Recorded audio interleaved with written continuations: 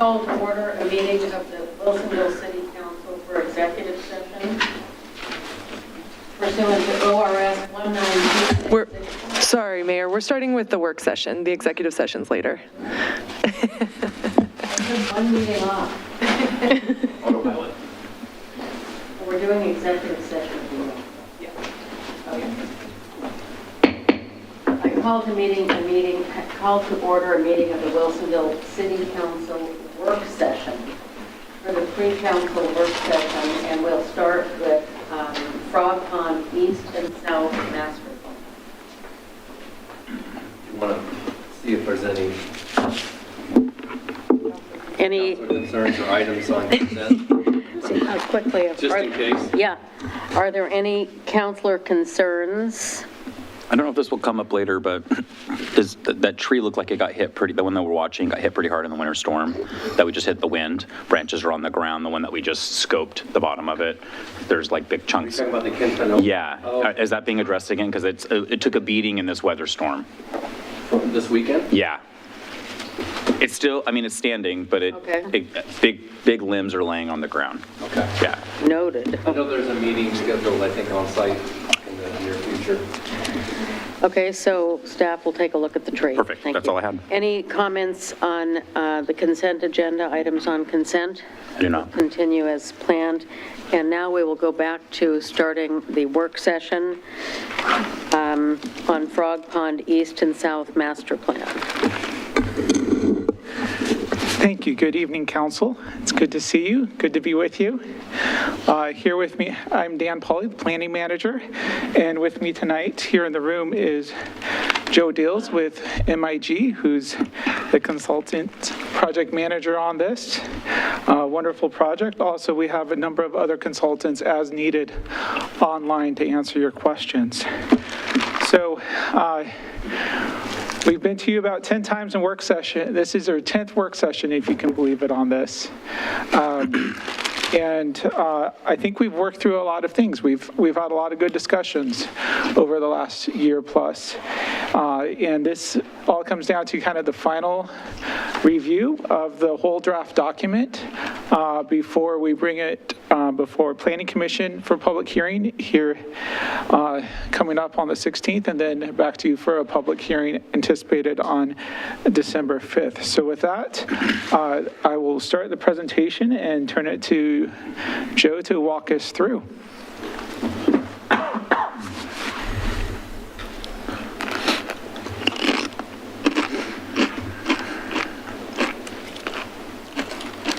Great, thank you, Dan. Evening, Mayor, members of the council. Let's go to the next slide, if we could. So our focus tonight, as Dan mentioned, is a review of the draft master plan, emphasis on the draft. Planning Commission gave us some good direction. We've identified a number of things that are still work in progress, but the lion's share of the substance is there. And we're going to pick up from the topics that you haven't talked so much about, and they're listed here: stormwater, transportation, and how this is implemented through the comprehensive plan. Next slide, please. Just a note on where we are in the process. On the 16th will be the Planning Commission hearing. Assuming that concludes its course and a recommendation comes forward, then you would open your hearing on December 5th.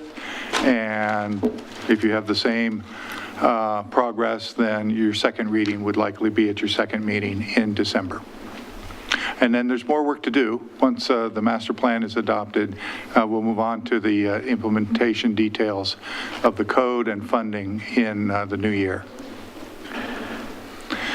Okay, so just a couple of basics here. Of course, the master plan's role is really to provide the vision for these two new neighborhoods, and but something of a blueprint as well. So you saw that we've laid out streets and we've coordinated land uses, and it goes all the way to street trees and lighting and other implementing aspects that will make this a wonderful walkable place.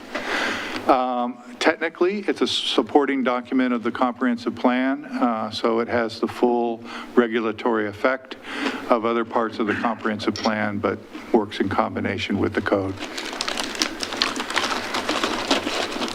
The chapter layout is what was in your packet. So we've talked about the elements that are in the introduction, vision, context, and housing and community design concepts. And now we're going to pick up with the topics that are really in the latter 3 or 4 chapters of the plan shown on this slide. Okay, next slide, please. So staying kind of at the overview level here for the master plan as a whole, it is based on a set of key outcomes that are the bullets on this slide. So creating neighborhood destinations, and you might remember a map we started with in your early sessions, that if you go from north to south, the neighborhood destinations that are really just within an easy walk go from the Grange to Main Street, to a new East Neighborhood Park, to the community park, to Meridian Creek Middle School, and of course, for those that can walk a little further, the trail system would get you to Frog Pond West and even over to the high school and the primary school as well. We have an intent for form-based design and a transect of housing. So areas in the map that are the brown color will be the tallest, the most tightly designed housing, and then feathering out from there through 2 other housing typologies. You put it all together, and there should be a lot of variety of housing choices in Frog Pond East and South. And it has a richness to it. It has a design intent that you feel like you're in a cohesive place when you're in the various housing type areas. The Main Street will be a community gathering area and hopefully a commercially successful area.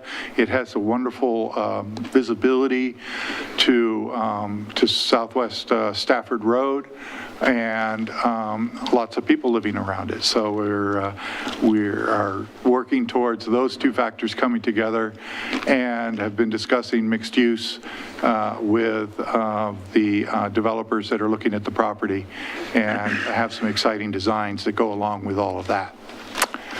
Parks and open space throughout the neighborhood, lots of transportation choices, and then finally this idea of sub-districts. So the 2 primary neighborhoods really are composed of some smaller neighborhoods within them as well. Next slide, sorry.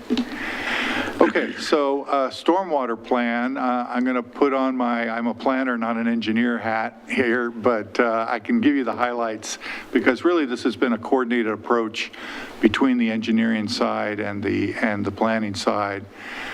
First, the backdrop is the city's overall permit for managing stormwater sets the basic rules.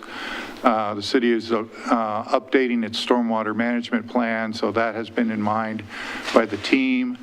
I think the most visible at the neighborhood level will be the implementation of low-impact development approaches. So the bioswales and the rain gardens, and the use of as little impervious, in the development designs themselves. All of those together are part of the LID package, and will be combined with the piped system and use of other water quality facilities, and organized around the individual basins. So the intent, of course, is to manage stormwater as close to the site as possible, and then it gets routed and managed within its own natural drainage basin. Let's go to the next slide.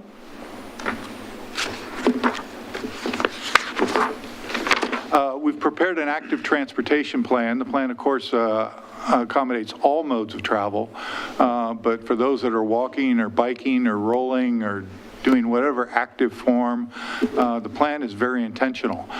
So there is a planned network of streets and blocks. We've even done a demonstration plan. It's guiding, it's not binding, but it, together with the city standards, will create quite a walkable couple of neighborhoods. The bike routes are of several forms. The dark green lines on this map are the designated buffered bike lane type of facilities. And then we have streets that will be the designated, what's called Sharrow streets in the red dotted lines. And then there's sort of a preference and a real intent here to maximize the separated and safe bike routes on the active plan. I should mention that it's also intended to be connected at several key points. It's a little bit hard to see at the bottom of the map, but as a follow-up study, we have drawn the trails crossing over towards the high school and the primary school, and whether that is surface trail or something that's structured needs further work, but the idea is make sure that this active transportation system connects to that area and also adjacent areas as well. And I would add, Joe, where it says here buffered bike lane on Advance or otherwise shows buffered bike lane, some of those bike lanes, the intent is on both Stafford and Advance to actually have those physically separated bike lanes, either by landscaping or by a curb. And we'll see that a bit more in cross sections later, but just wanted to clarify that. Certainly something we heard through our outreach is a preference for better protected bike lanes, actually physical separation. And so we're, as it states here, we're really trying to maximize that. Okay, next slide, please.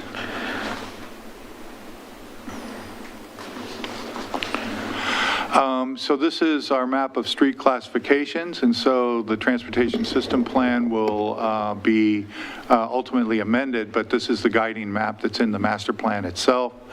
The hierarchy of streets is major arterial for Stafford, what is called a gateway collector for Advance and for the northern extension of 60th, a collector street for the existing 60th south of Advance, and then a Main Street designation that would go from Stafford to the neighborhood park in the east neighborhood. And I'll show you some of the cross sections that are included. This has all been tailored to the master plan, this classification of streets. So let's go to the first one if we could. A little bit more. So here's the streets labeled together with the hierarchy of designations. You put all this together, and there really is an emphasis on safety, comfort, and low-stress transportation, and trying to accommodate all users. And there was quite a bit of discussion about safe routes to school and making sure that this neighborhood-to-neighborhood travel takes youth into consideration, and really all ages and all abilities. So Stafford Road, this is the preferred option for Stafford Road, basically a boulevard approach with a planted median and then generous plantings on either side. The bike lane is shown next to the sidewalk. There is some option designations that will be put into the wording of the plan that subject, when we get closer to actual design, the location of the bike lanes will be specific to the area of Stafford Road. So for example, adjacent to the Grange, where we might need to narrow a little bit, we tailor this cross-section to work with that particular property. And I would also add that shown here, it looks like a continuous median all the way down. That median will be intermittent because this is, for one reason, this is emergency response route, so to give space for vehicles to pull out of the way for emergency vehicles. So those are some details that aren't necessarily reflected well in this cross-section, but are things that we're thinking about and have worked with our partners on. So let's move on to Advance Road. Again, a careful tailoring of the cross-section for the intended land use and livability of this area. So here we're looking west towards Beckman Road. On the left is the community park, very generous 12-foot sidewalk adjacent to the park. You can see the bike lanes that are separated and buffered here. And then on the right-hand side, then where the neighborhood meets Advance Road on the north, there would be front door type of development form, alley loaded behind to accommodate that. And Advance has also been looked at for a mid-block crossing between 63rd and 60th as an additional pedestrian feature. I think this would be a good time to add, Joe. You mentioned it, but it's not really well reflected in the current version of the master plan, but will be more clear in the updated version. Is Joe mentioned how the intent is for homes to face onto 60th across the park here. So we will put language kind of directing that on Advance here that development would face, have a front door essentially towards Advance. And then Stafford also, there'll be language specific for design of Stafford to make sure that that's active. And really the idea with Stafford would be to balance kind of that brick design and the wall design with having a friendly face or active doors and connections to the Stafford bike and pedestrian infrastructure. Okay.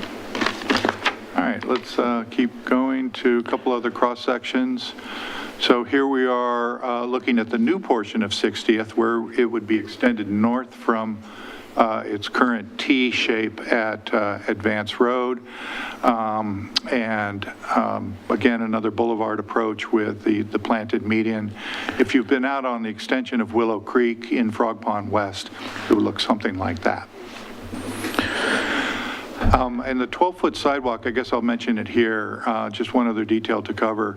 That will run all the way from the East Neighborhood Park south into the next cross-section I'm going to show you. So there's a continuous kind of primary sidewalk that runs north-south through the two neighborhoods. That'll be an important connection because that connects into the BPA easement, which connects over across Stafford into the trail system in Frog Pond West, which will then connect down the new trail down Beckman Creek into Memorial Park, et cetera. So, and then this will go south, connecting to a trail that will connect over to Beckman Creek Primary and the high school. So this 12-foot sidewalk here will be an important component of kind of the regional trail system. Let's go to the next slide then. It's a good segue. Before we go, I see a couple of questions. Do you want to take those now or wait? At your pleasure, Mayor. We can take them now and look at the slides as we go. Yeah. Okay, Councilor Lehan. Yes, I saw on Stafford you have an 82-foot right-of-way, but these two don't say what the right-of-way is, the Advance or 60th. Do you know what the total right-of-way is? We'd have to do some quick math too. Like 80. Because it didn't. Well, this looks, well, the one of Stafford, the 80 right-of-way, it didn't look like it went the full width of what you're talking of, certainly not of the street trees. So I don't know what's included when you say right-of-way, what the total right-of-way is, and how that compares. I mean, the first question that occurred to me with Stafford is, what is the Stafford right-of-way right now? And is 82 feet significantly bigger? Yes, it is bigger. I think it is its remnant, like 60-foot right-of-way or so, and I'm going from memory there. But there is a significant growth to get it to urban standard. And the right-of-way planning has been done to just outside the sidewalk system. So where you see the buffered landscape areas on the development side of that, those are tracts of land that are not publicly owned right-of-way, right? Well, these look quite a bit narrower, 60th and Advance. than Stafford. The difference is that there isn't a center median here. Right. Right. Right. Yeah. So it'd have to be more than 2 feet difference. But anyway, So did you get your question answered, or do we need more information? well, I short of getting out my calculator. But we have time to do it between now and the planning commission. I'm just curious about what determines right-of-way width, or how's the assumption made that we can take that, and where's it coming from if it wasn't part of the original road? This looks like 90 feet of right of way. The 60th look like 80. So we'll do the math and follow up to you with the numbers, Add it. and also give a little primer on kind of where the right-of-way starts and ends. Right. The authority comes from your transportation system plan, so that's legal authority, and then it is, of course, implemented on a capital project basis or development by development type of basis. Right. I mean, the aesthetic part, the planning part of the right-of-way width is, has to do, it comes back to the whole separation thing, that everybody would like their own piece of right-of-way for pedestrians, for bicyclists, for cars going this way and going that way, and pretty soon you've got, a right-of-way, because then eventually, are you going to need a right-of-way for segways and also for skateboards? And, we can't each have our own dedicated right-of-way, or the right-of-way is going to be bigger than the neighborhood. So that's the issue of the scale with the values of wanting to have things be separate and safe, is eventually you've got a neighborhood street the size of the freeway. So I'm just saying, it's the totals are important as well as the individual piece. Okay, so we've got to follow up on that. Were there other questions now that we should? Council President Akkervall? Sure, I do have a question. It might be perfect for your next slide, perhaps. Let me look up. Let's go to the next slide. Yeah, let's see. If not, I'll just hold it until the There's slide 60th after. North and then 60th South were the. Oh, yeah, and then now we're going to the commercial. But we don't have a cross-section of the shared roads, do we? The shared roads are local streets, Yeah. and so the city's local street standard would apply, and there's markings in the street for when it's a shared facility. Okay. I'll go ahead and ask my question then, since we won't have that exact slide. And it is in regards to the segment, I believe it's 63rd Street, that segment that's leading up to the school, which I think right now on the map is marked as as a shared type of road. And I just wondered what the thoughts were on that, or if it's been, kind of at play with the school district too, as far as how that will facilitate for those morning and afternoon, start and end of school to have the bikes shared on the roadway. Kind of in relation to Councilor Lehan's question here, though, like, okay, we want to separate to a degree, but how do we balance that with the overall use of the land? However, I do think about that segment leading up to the school. Usually there's probably not a lot of traffic on that road, but during certain periods of the day, it would be pretty intense. And I don't know, also we have transit going on that road too. I think it's mapped right now for a transit to go down 63rd. So it feels like to me that's a lot going on a shared street if we have students also biking to school along that road at the same time that all the cars and buses are trying to get down the road too at the same time. So I just wondered how that's all balancing out. So it's a good comment. Dan, unless I'm forgetting something, there actually has not been kind of that really specific discussion for that small segment of street. So I guess I would put that in the category of thank you, and we should take a relook. I was thinking about it some, the last few days as I've done my own drop-off for my kid at school, or, both in the car and also in walking with her. And I know sometimes our sidewalks are wide enough that students can bike on the sidewalks, and so maybe that's a way that we can get a little separation. We should probably But update that in the plan. I'm just wondering what that looks like in this specific segment. So really, that 63rd between Advance and the school is already built with bike lanes. That's true, it is. And so you'd essentially be adding sidewalks on the side of the park. Okay. Other than that, you already have the center turn lane and bike lanes, not protected bike lanes, but they're standard bike lanes. So standard bike lane, so it's not shared, It's not shared, so that but would, it's marked on the map as shared. yeah, that should be updated on the map. Okay, perfect. Thanks.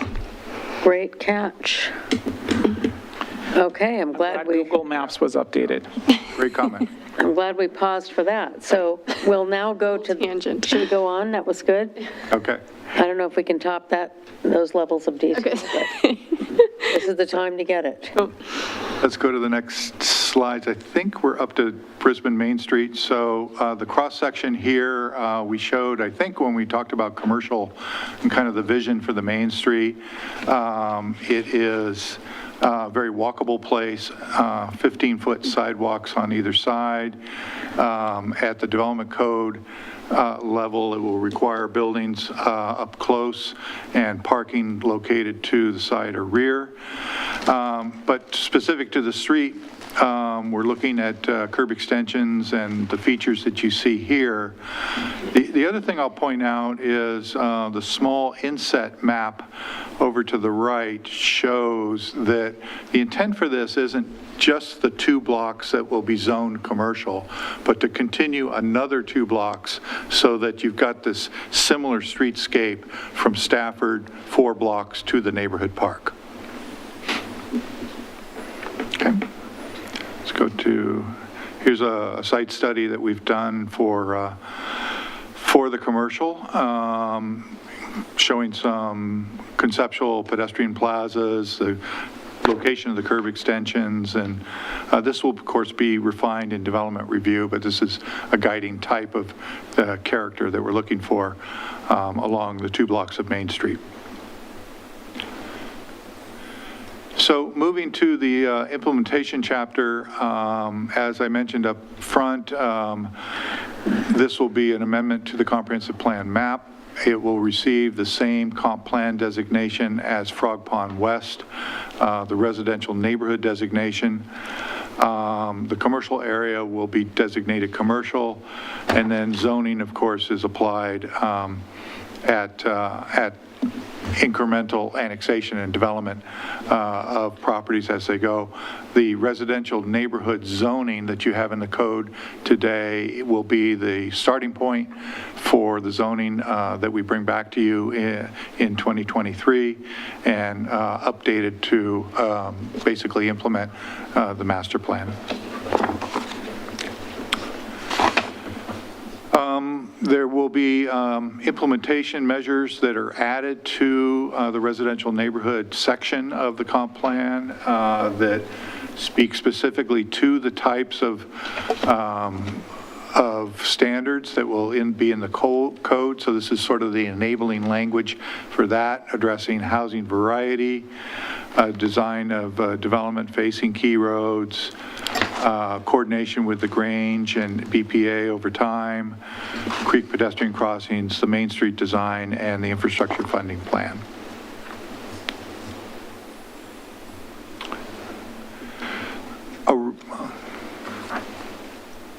Let's go to the next slide. Let's go to the next slide.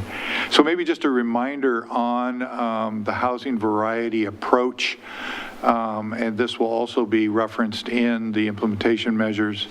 There really is a goal here to use several different standards and policy approaches to get variety, to require variety, but provide some flexibility for how it's delivered at the site-specific level. So the 6 strategies are listed over on the left. I won't go through all of them again, but they work in combination with each other. So a requirement for several types of housing is combined with a maximum percentage of any one type, and then a minimum percentage of any one type so that you actually get a meaningful amount of the variety. We haven't worked on it much yet, but we'll be bringing back code standards for consideration of variety at the block level. Is there any more you want to say about this, Dan? I just add, we've had questions about how this affects, like, we've had experiences with usability of side yards, and so that it will be kept in mind as we work through these specific standards to not encourage them or set standards potentially of how wide yards are, and encourage things that use the land well and provide a lot of housing options. That's the other thing I'll add about this, and I'm thinking ahead to the code, but of course, we're required to provide clear and objective standards for housing nowadays. So there will be clear and objective standards, kind of the rigid rules, but then a discretionary process where a new idea, an innovation, a site-specific characteristic can be combined with those rules to get the actual outcome.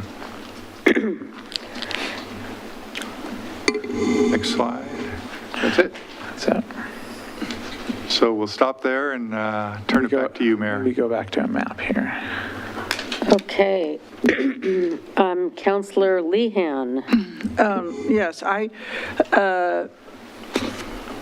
it's not like this is the first neighborhood we've ever built.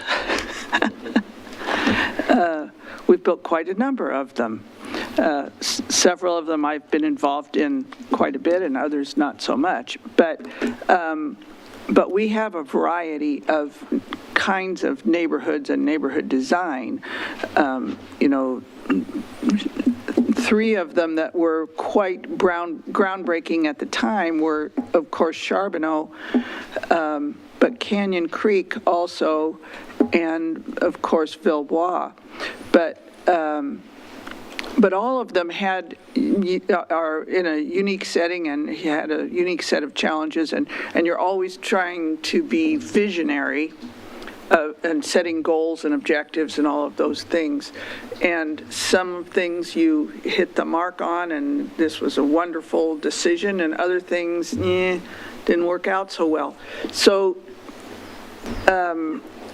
it would be interesting to take some of these things, or I don't know that we ever really go back and say what worked and what didn't work. In Villebois, we have had the discussion about commercial, neighborhood commercial, why it didn't work in Charbonneau, and we knew it wouldn't work going in. It wouldn't be vibrant going in. It would be a challenge, let's say, I'll put it that way, at Villebois. This one, I think, has a much better chance, but we've discussed the pros and cons, or what was different and what was the same. And so it seems like it would be nice on some of these other things to say what worked at Villebois in terms of bike getting around in, or pedestrian things, and what would we have done differently if we knew what we know now. And more specifically take the lessons of one and transfer them to the next. And maybe we think we're just doing that automatically because we've learned lessons before, but we're never very specific about, what really worked in Charbonneau, or what wouldn't work to do that in this, or whatever. Well, may I? Anyway, Well, I wanted to touch on that, on your point, and see, that's a good point. I sent some notes along some of those lines to Dan earlier. Living in Villebois, we have a lot of, we have all kinds of things, apartments, detached houses of all different sizes and shapes.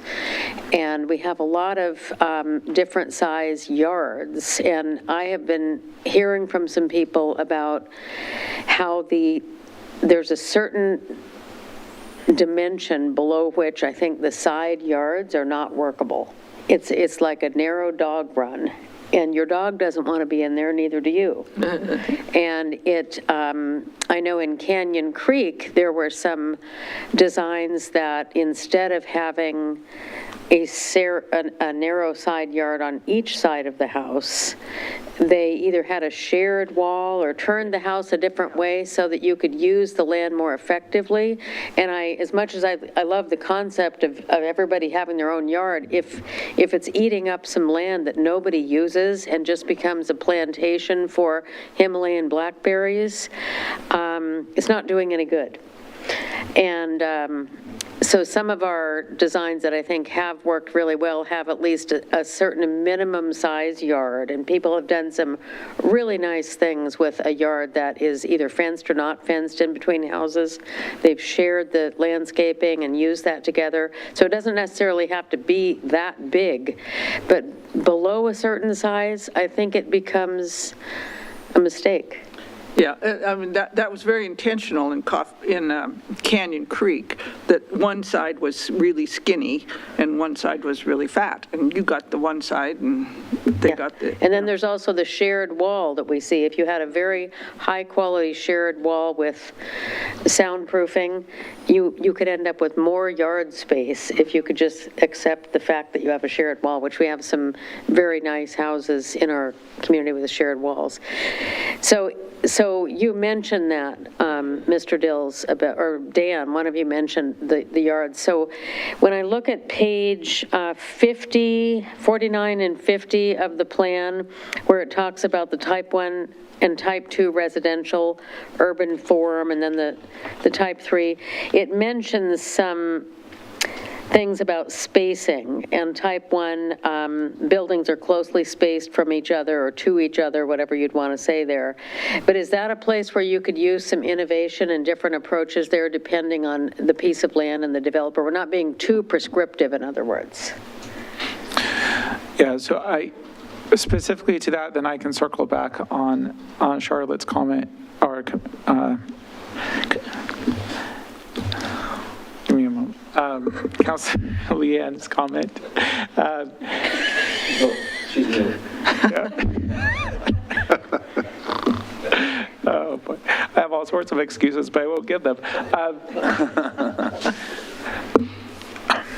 But first of all, on the yards, that seems like a design element that could be brought into the details of the code. I think it's kind of too specific to really bring in at a master plan level. Can it be some guidance for the code?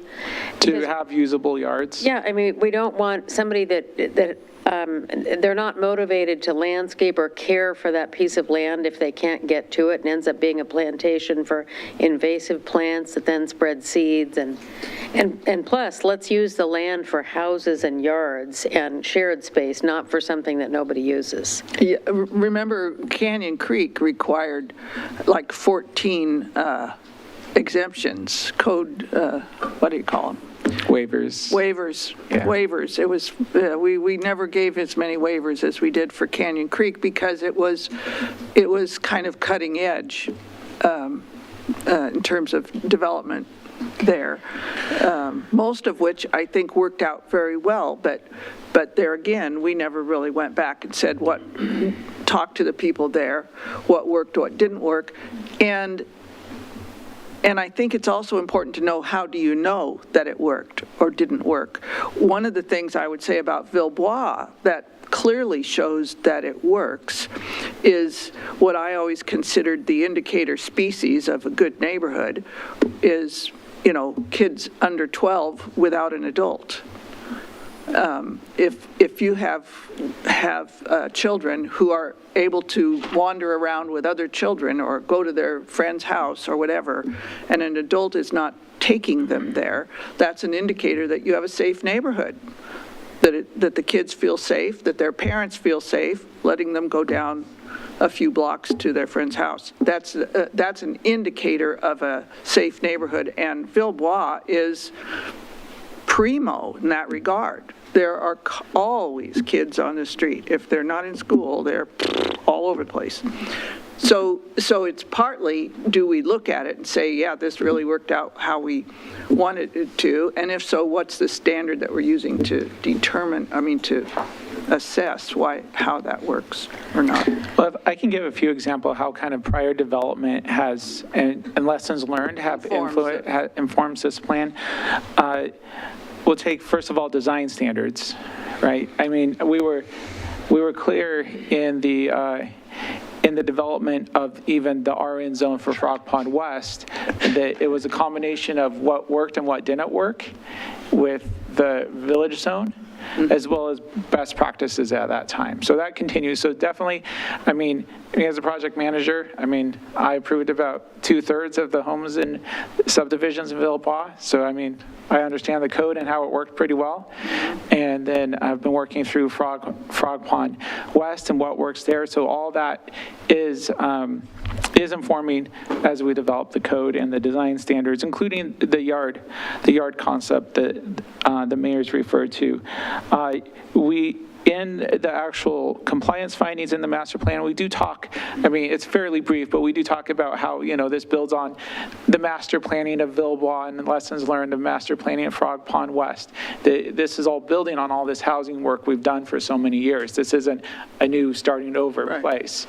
Another thing is parks. I mean, Villebois parks, I mean, I think that contributes to a lot of what you said, Councilor Lehan, about the kids being able to be out. And certainly in our park surveys, we've heard, and so it comes through that community input through surveys and public outreach. We've heard both in all of our events in the parks and through our surveys that, do more parks like Villebois, essentially.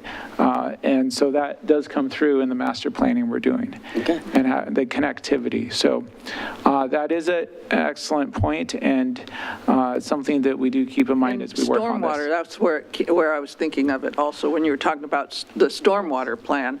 How is that similar or different than Villebois? Because stormwater drove that linear park. Yeah, and we're definitely using lessons learned, going through iterative lessons on stormwater planning. Stormwater there. And so this should be the best stormwater planning we've done to date for this plan. So.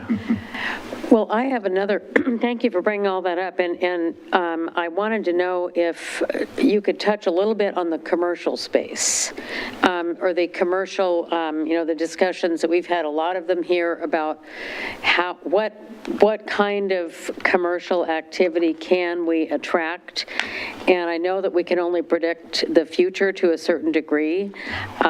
We also have a mention in the plan for the Frog Pond Grange later potentially being an activity center, but I just wanted to suggest that we make sure that the plan says somewhere in there, at least it seems to me it would be good to have a mention that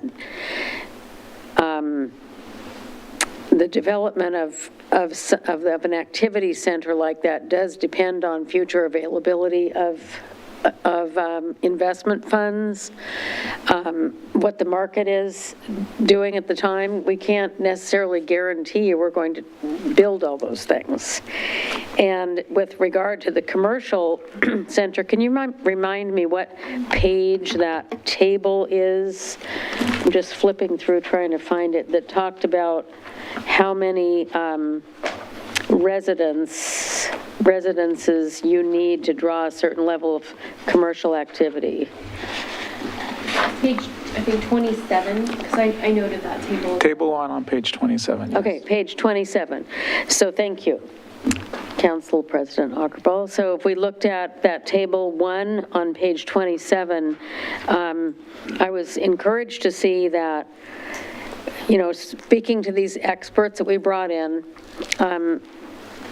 or hearing from them in the material and the research, they are theorizing that it takes about 2,000 dwellings to support what they call a convenience center that might have anchor tenants like a specialty food or pharmacy, which we hear from people all the time. They want more of that.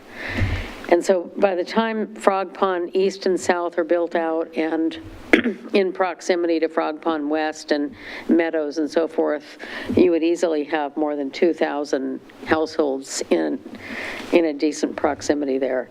So it seems, it seems logical that we would have that type of activity, but we can't predict it. And so then my question about that is on page 27. It says that, and I can understand this, that many developers seek to build and lease commercial and employment space within several years of land acquisition. And for the developers, if the commercial market is weak at the time of initial residential construction, the potential of having some vacant land for upwards of 20 years after development represents an opportunity cost. That makes sense. And so does that mean they would shy away from wanting to buy into that part of the development? It's a cautionary note about what has happened in the other case studies that have been looked at. On the successful end of the spectrum is Northwest Crossing in Bend. Took a while and some rooftops before their commercial took off, but now it has, and everybody's gathering there, having coffee together, and it's a successful part of the development.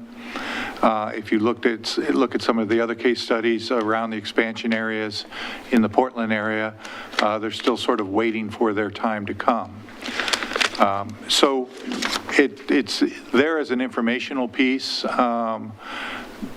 Is the main point. Dan, I don't know if you can add what you've heard from applicants. And So a couple just kind of context-specific things here is that this, due to its location along Stafford Road, and we anticipate from everything we're hearing from potential developers, is likely development will move from Stafford east. And so it's likely to be part of the initial development before many other homes are around here. And we've also heard both from this council as well as Planning Commission that support for of having vertical mixed use there. So you end up likely with flex space for a good portion of the bottom, where some of it may be residential for the time being with the opportunity to convert to commercial in the future. So that definitely, if it develops really within the first couple years of the master plan being adopted, then you're probably less likely to get one of those standalone specialty pharmacy or grocers initially, but then the tenant space would be there for them to come in the future potentially. the other thing that comes to mind is that if you put all three Frog Pond neighborhoods together, it's about 2,200 dwellings. And then you've got the additional existing neighborhoods south of Beckman, either side of Wilsonville Road, and even over to Canyon Creek within the half-mile radius. So that's why the market analysis found that there is buying power, there are people there, and it's a positive component for this particular commercial center. Okay, thank you. One last point, just to ask you to clarify, and then I'll go to Councilor West. On page 28, you follow up with a statement about a longer timeline for build-out of commercial uses still meets the long-term purpose of creating neighborhood destination and reducing the need to make trips out of the neighborhood. So are you just saying that, you know, with this flex space, it may take a long time to do this, as has in other places? So you're just saying that just may be the result? Yes, time will tell is... Okay. And I think really what that language is also trying to say, even if it does take 10, 20 years, in the long run, it'll still be a benefit to the community. I see, okay. Even though we'll probably get comments in the short run, so. Thank you. Counselor West. Thank you, Your Honor. You totally just asked my question at the end there. But that's okay. It was a good question. I guess I'm a little uneasy about whether it can truly be supported. I know we have those neighborhoods you just broke down and kind of the populations. I also would assume that surrounding even Stafford areas, even maybe a little bit into Westland, if it makes sense, would still come to that part of the Wilsonville to do business if necessary. I like the flex space idea. I had the same question as the mayor. I guess based on where it's located, where it's kind of on that edge of more of an urban area going into more Stafford area, which is more kind of rural, do you think that it could even pull outside of Wilsonville significantly to help those numbers? Or is that, when we look at those numbers, are we primarily looking at the 2,000 and then, Meadows and other existing neighborhoods around there primarily, or is it a little wishful thinking to think you'll pull a lot maybe even from neighboring communities?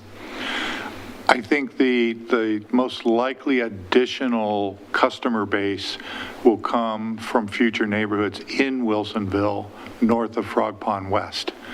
So should you decide over time that will be part of the city, that it's urban reserve land, and that it would be planned for new neighborhoods, that is another big boost to this particular commercial center. For Westland residents and others in close by communities, probably a little bit more of a pass-by situation. Okay, thank you. If you think of a great business that'll draw people from far away, bring it forward. Please come to Wilsonville. Yes. So, councilors, I think we've covered all of this. Oh, Okay. Council President Ackerball. Sorry, I thought No, that's that's okay. left over. I do have, I just turned my, one more question, or comment, I guess. I think this kind of applies to all the sections in the master plan. I don't have illusions that people are going to like cuddle up reading the master plan necessarily at home, but when I was reading through this packet and the information, I did kind of pause and think about, all of us in this room, we've spent 10 sessions, as you've pointed out, working on this material. We have read through this material several times, and perhaps members of the community that may in the future come to interact with the master plan haven't spent 10 sessions interacting with this and discussing it. And that made me think about, I know there's several points in this, you mentioned it's a draft, and there are several points in this where it's like placeholder for image, placeholder for pictures, and so some of these images are still going to be added into the final draft, but it really encouraged me to think about the visuals that we are adding into the master plan and try to lean into having those visuals help tell the story, because not everybody wants to read a lot of text, or, it's using good images can be very helpful in making it more accessible, I guess, to all sorts of situations. So really thinking about how can we use these images, be selective with the images that we include, have lots of them, have them show what we're talking about, because there is a tremendous amount of text in this master plan. And if it's not easy for you to digest all of that text, can we have other things on the page that are explaining, what we're talking about and describing? So that was one thing. And kind of related to that, I noticed on, page 34 of the plan, it's page 50 of our packet. This is a section where we're talking about kind of the different focal points or destinations within the area. And I noticed the future neighborhood park designation on the map is quite a large circle. However, when it's described in the text, we're talking about, I think, a 3-acre park. But on the map, the representation of that circle, it looks like it's like 10 acres or maybe 12 or even more. And so I guess going back to, are the images really telling the story? Can we be really accurate with these images? Because in the future, you know, as we've seen, I think in Villebois and other things, when there is conflict, when there's, hey, this isn't turning out how I thought it was going to turn out, people go back to the master plan, right? Right? And so are we just being really clear and accurate with what we have included in there? And is it accessible to everyone so that they can use it as a reference in knowing what to expect and what they are going to see happen in this neighborhood? And could I ask if a clarification on what you mean? In some, and I guess I had a comment somewhat similar earlier in the day when I was looking at this. When you said be really clear, I think maybe we also need to overtly state that some of the plans for parks and commercial are goals and aspirations, or it's an estimate of where the park would be, just so we're not being, because we can't be totally clear what it's going to be like. Right. We don't have that land yet, and maybe so that's, I think that's where we ran into it. People maybe took some of the goals and aspirations occasionally very, very seriously as prescriptive direction. So perhaps this, I think, maybe I'm hearing you say the language should state what it is and what it is not. Yeah. Okay. Because we Good. can't Yes, thank you. require the world's most compelling grocery store to locate here, even though I would like to do that. Please call Trader Joe's. Yeah. and maybe that's why Or the your circle favorite for the brand. your neighbor or the future neighborhood park is so large, because maybe it's like it's somewhere in this radius, in that we don't area, really know. what that map shows. But I think somebody could just That's a look good at this point. and think, wow, it's a really great big neighborhood park because it's a big circle, or so, you know, so just a thought of how are we making this accessible to the reader that picks this up down the road. And in our introduction, maybe add a sentence that describes for the first-time user of a master plan, what a master plan is and is not.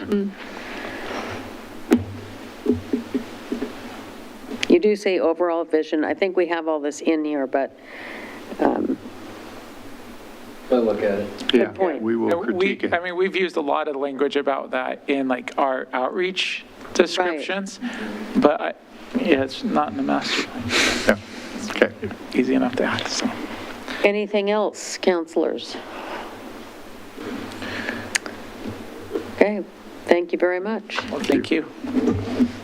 And by the way,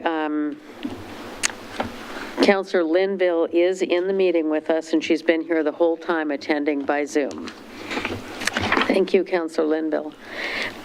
And that brings us to our next item on the work session, which is the City of Wilsonville flag policy and update to the Wilsonville Code Section 6.150 with our city attorney, Ms. Guile Hinman.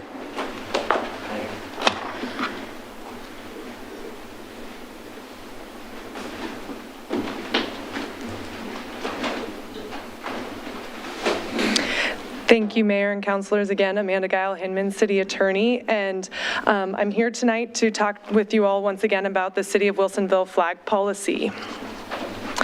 So the presentation tonight is going to do a little bit of a background how we got to the place we're at now, the proposed code revisions that resulted from our last discussion at work session, and then next steps for the council. So as background, we had a work session on September 7th to talk about the initial draft flag policy. And there were 5 key considerations that were outlined that discussed why we were even talking about a flag policy. And there's a short synopsis of what those 5 considerations are in the staff report on page 132 of your packet. But as a very quick overview, the 5 considerations was 1, the DEI committee strategic plan includes a strategic action item of visual representation, including flags. Second is that there is a Supreme Court case out of Boston that is specifically on the display of the public display of flags on city flagpoles. And in that decision, there's a big discussion about the lack of a policy. The third is that in our current Wilsonville Code 6.150, which we're going to touch on a little bit later, there is an allowance for banners for large special events. And the fourth is that as part of Wilsonville Code 6.150, it expressly calls out that there will be a policy from the Public Works Department, and we do have an internal banner policy. So one of the things that this flag policy does is formalize that policy and incorporate it into a flag policy. And then the fifth consideration was that in December of 2021, the League of Oregon Cities published a guide on public display of flags on city flagpoles. So at that September 7th work session, we discussed the draft flag policy, and what really came out of that work session was looking at Wilsonville Codes section 6.150, that's specifically particularly about the use of banners on city poles. And the discussion was really to limit that, so it would only be tied to city events or events where the city plays some role in it. So that's the feedback that we took. With that feedback, we went back to the DEI committee because the DEI committee has been obviously involved in this process since it's under their strategic plan.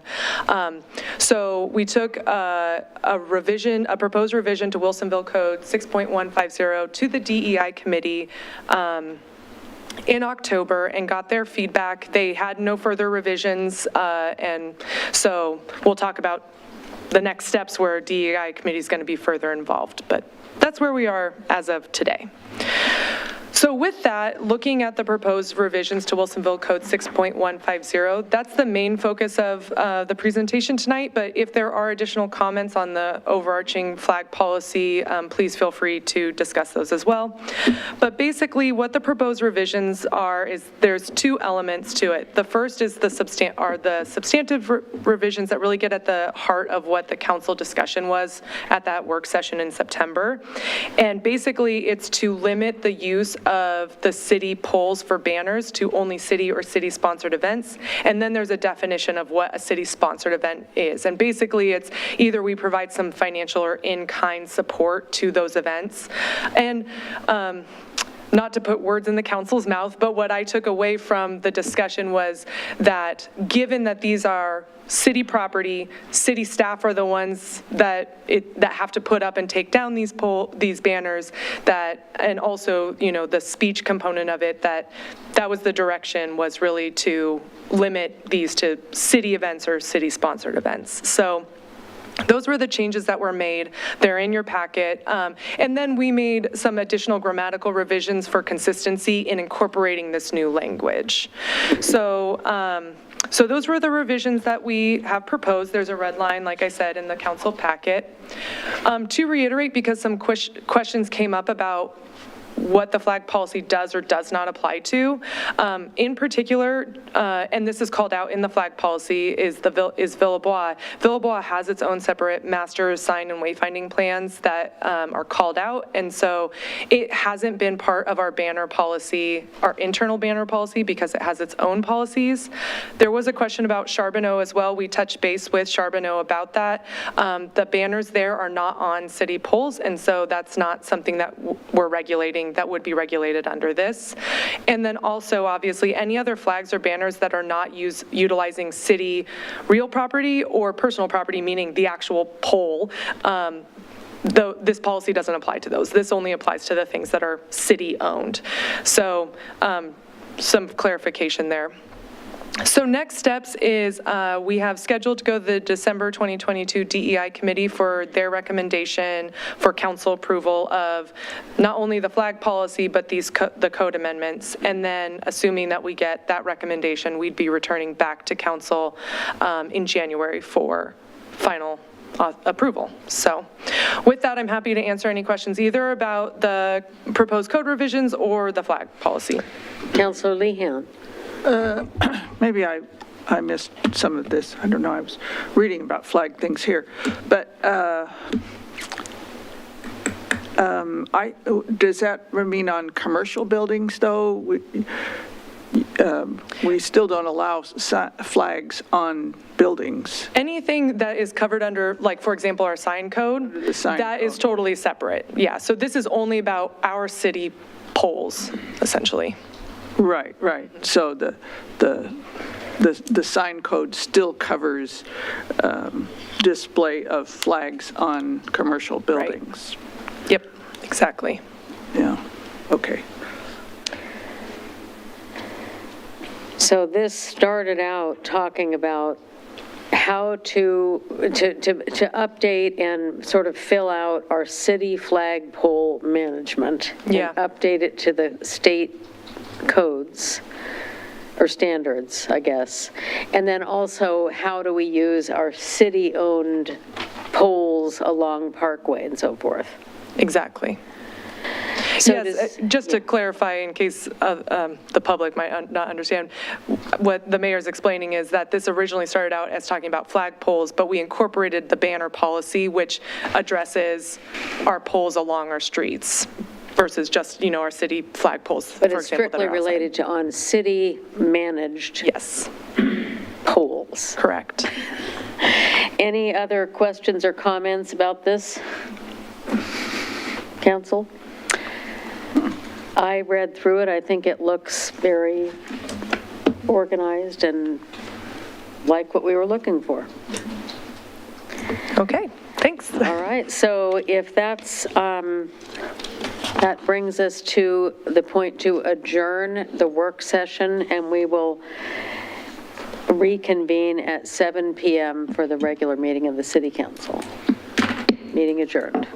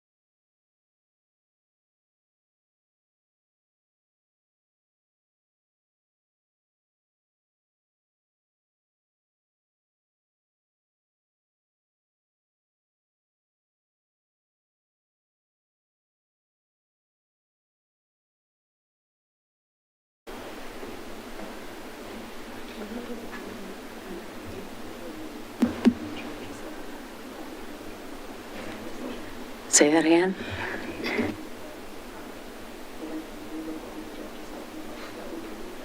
Oh, if I forget, you'll let me, It's probably not that big of a deal, but I may forget.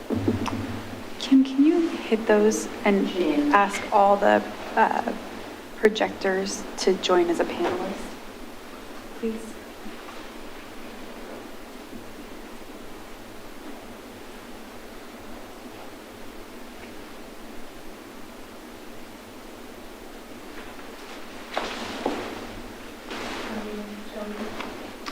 One is, oh, the iPads are, so there should be 2 more. City Hall, and then 1 more projector. Perfect, thank you.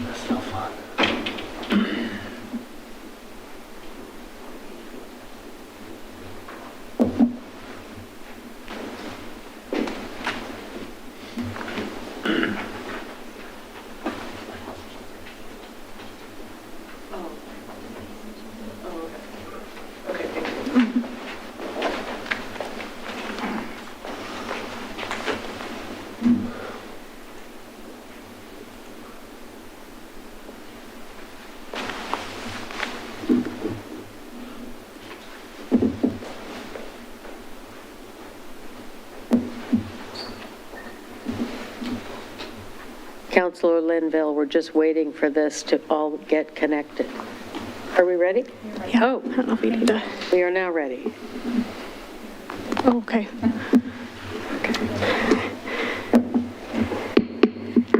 I will call to order a meeting of the Wilsonville City Council on November 7th, 2022 at 7:03 PM. Will the city recorder please call the roll? Counselor Linville? Here. Counselor West? Here. Council President Ockervall? Here. Counselor Lehan? Here. Mayor Fitzgerald? Here. Will we all please stand for the Pledge of Allegiance? I pledge allegiance to the flag of the United States of America and to the republic for which it stands, one nation, under God, indivisible, with liberty and justice for all.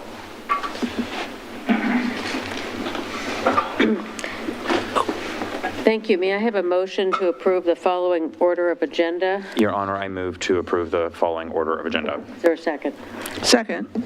All in favor, say aye. Aye. Aye. The motion passes 5-0. We'll now go to mayor's business, and I do want to let everybody know that during the information section of our agenda, we will hear about a city application to Metro for the acquisition of the Frog Pond West Park property using local share funds. And we'll hear that presentation, then I will ask for your vote on submitting an application.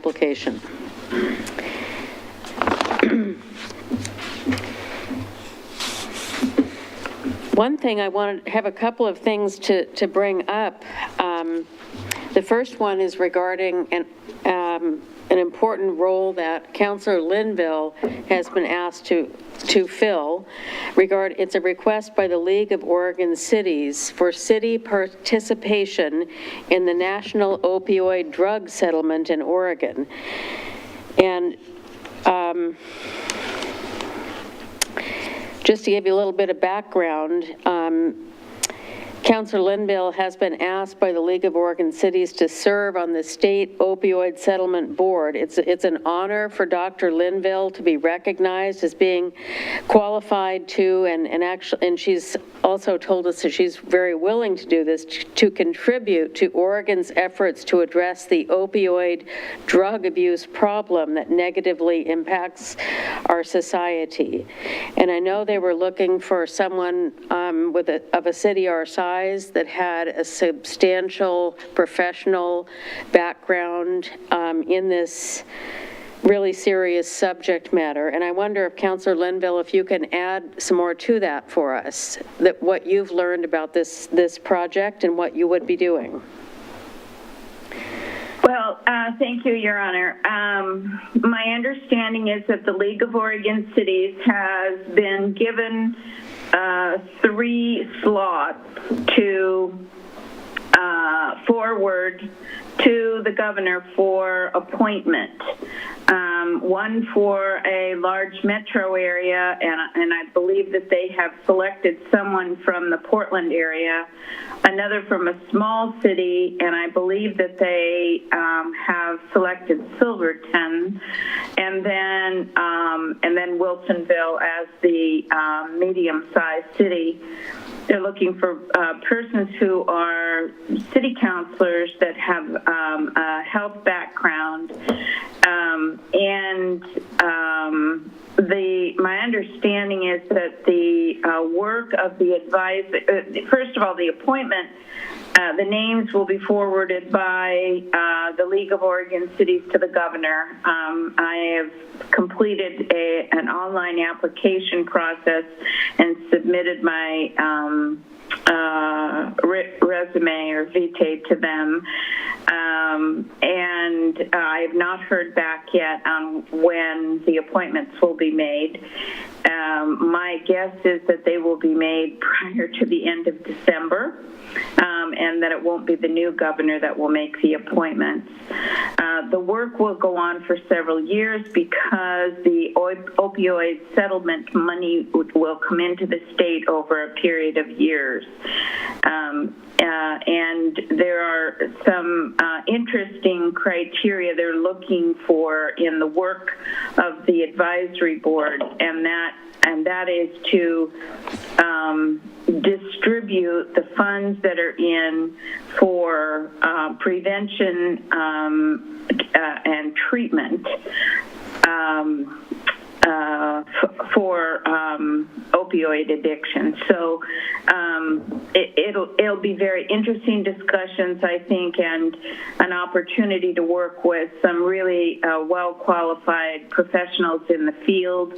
And I think the opportunity that we have as city councilors are to really kind of represent what individual cities' capacities might be for the kinds of programs that would be funded through these monies. So I'm anxious to assist in any way that I can. We certainly cannot deny that there is an opioid crisis in the state and even in our local area. So I'm happy to volunteer to serve on this board. Thank you very much, and congratulations. I do have a question on process for city manager. This is a process that was initiated by League of Oregon Cities, and it includes an appointment by the governor. But as the city council, do we need, I would like to vote to endorse this and give an honorary vote, but is this a step that we do need to vote on? You don't have to. Okay. It's a governor appointment. It's a governor appointment. But I would like to ask for maybe this is a little unorthodox, but I would like to ask for a motion to endorse and support Counselor Linville's appointment to this board? Your Honor, I would like to move that we endorse and support Counselor Linville's application or nomination for this role. Thank you. Do I have a second? Second.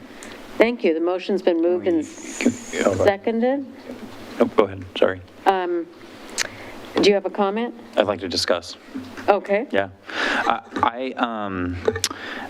I think that there's very few, probably local elected officials that have the worldview and the experience necessary to tackle this issue than Councilor Linville. I firmly believe that nurses aren't just advocates at the bedside, but we're advocates in the community, and that is exactly what Councilor Linville is. And it gives me great joy that a nurse, through that worldview, that lens of how to solve these issues, is going to tackle a chronic problem that every single one of us are very concerned about, that's become chronic and pervasive throughout the Portland metro area and Oregon and many other states in our country. I just read the other day that they now have rainbow fentanyl that looks like Smarties and chalk. Sidewalk chalk. Our children are not safe. Many parents don't feel safe because of the onslaught of fentanyl. I think that a nurse is the perfect person to be a part of the solution and how to deal with this in an evidence-based way. And so I am full-heartedly, absolutely think that Joanne Linville is a perfect fit, and I fully expect that she will be have her nomination confirmed by the governor. And I think this was a good motion, so thank you for making it and suggesting it. Well, thank you very much. I concur. Thank you, Councilor West. And I concur. It's our great honor to have somebody with your level of compassion, professional experience, and personal commitment from our community and from our state being a part of this. So all in favor, say aye. Aye. Aye. Motion passes 4-0. I imagine, are you abstaining, Councilor Linville? I will abstain. Okay. Well, thank you very much, and congratulations. And it really is a special thing to have you involved in that, and it's a really serious issue, and we'll just hope for the best coming out of this, prevention and treatment.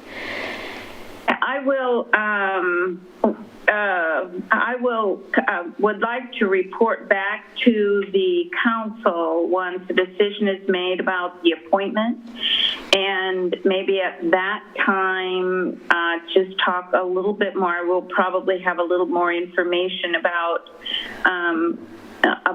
the parameters that are going to be used on how the settlement funds can be used. I know we have some local funds that we will or have received. I know we've already talked about that in our budgeting, and but there's over $325 million that'll come to the state of Oregon over 18 years. So I think as we begin this work, I would appreciate the opportunity to report back once a decision has been made on the appointment.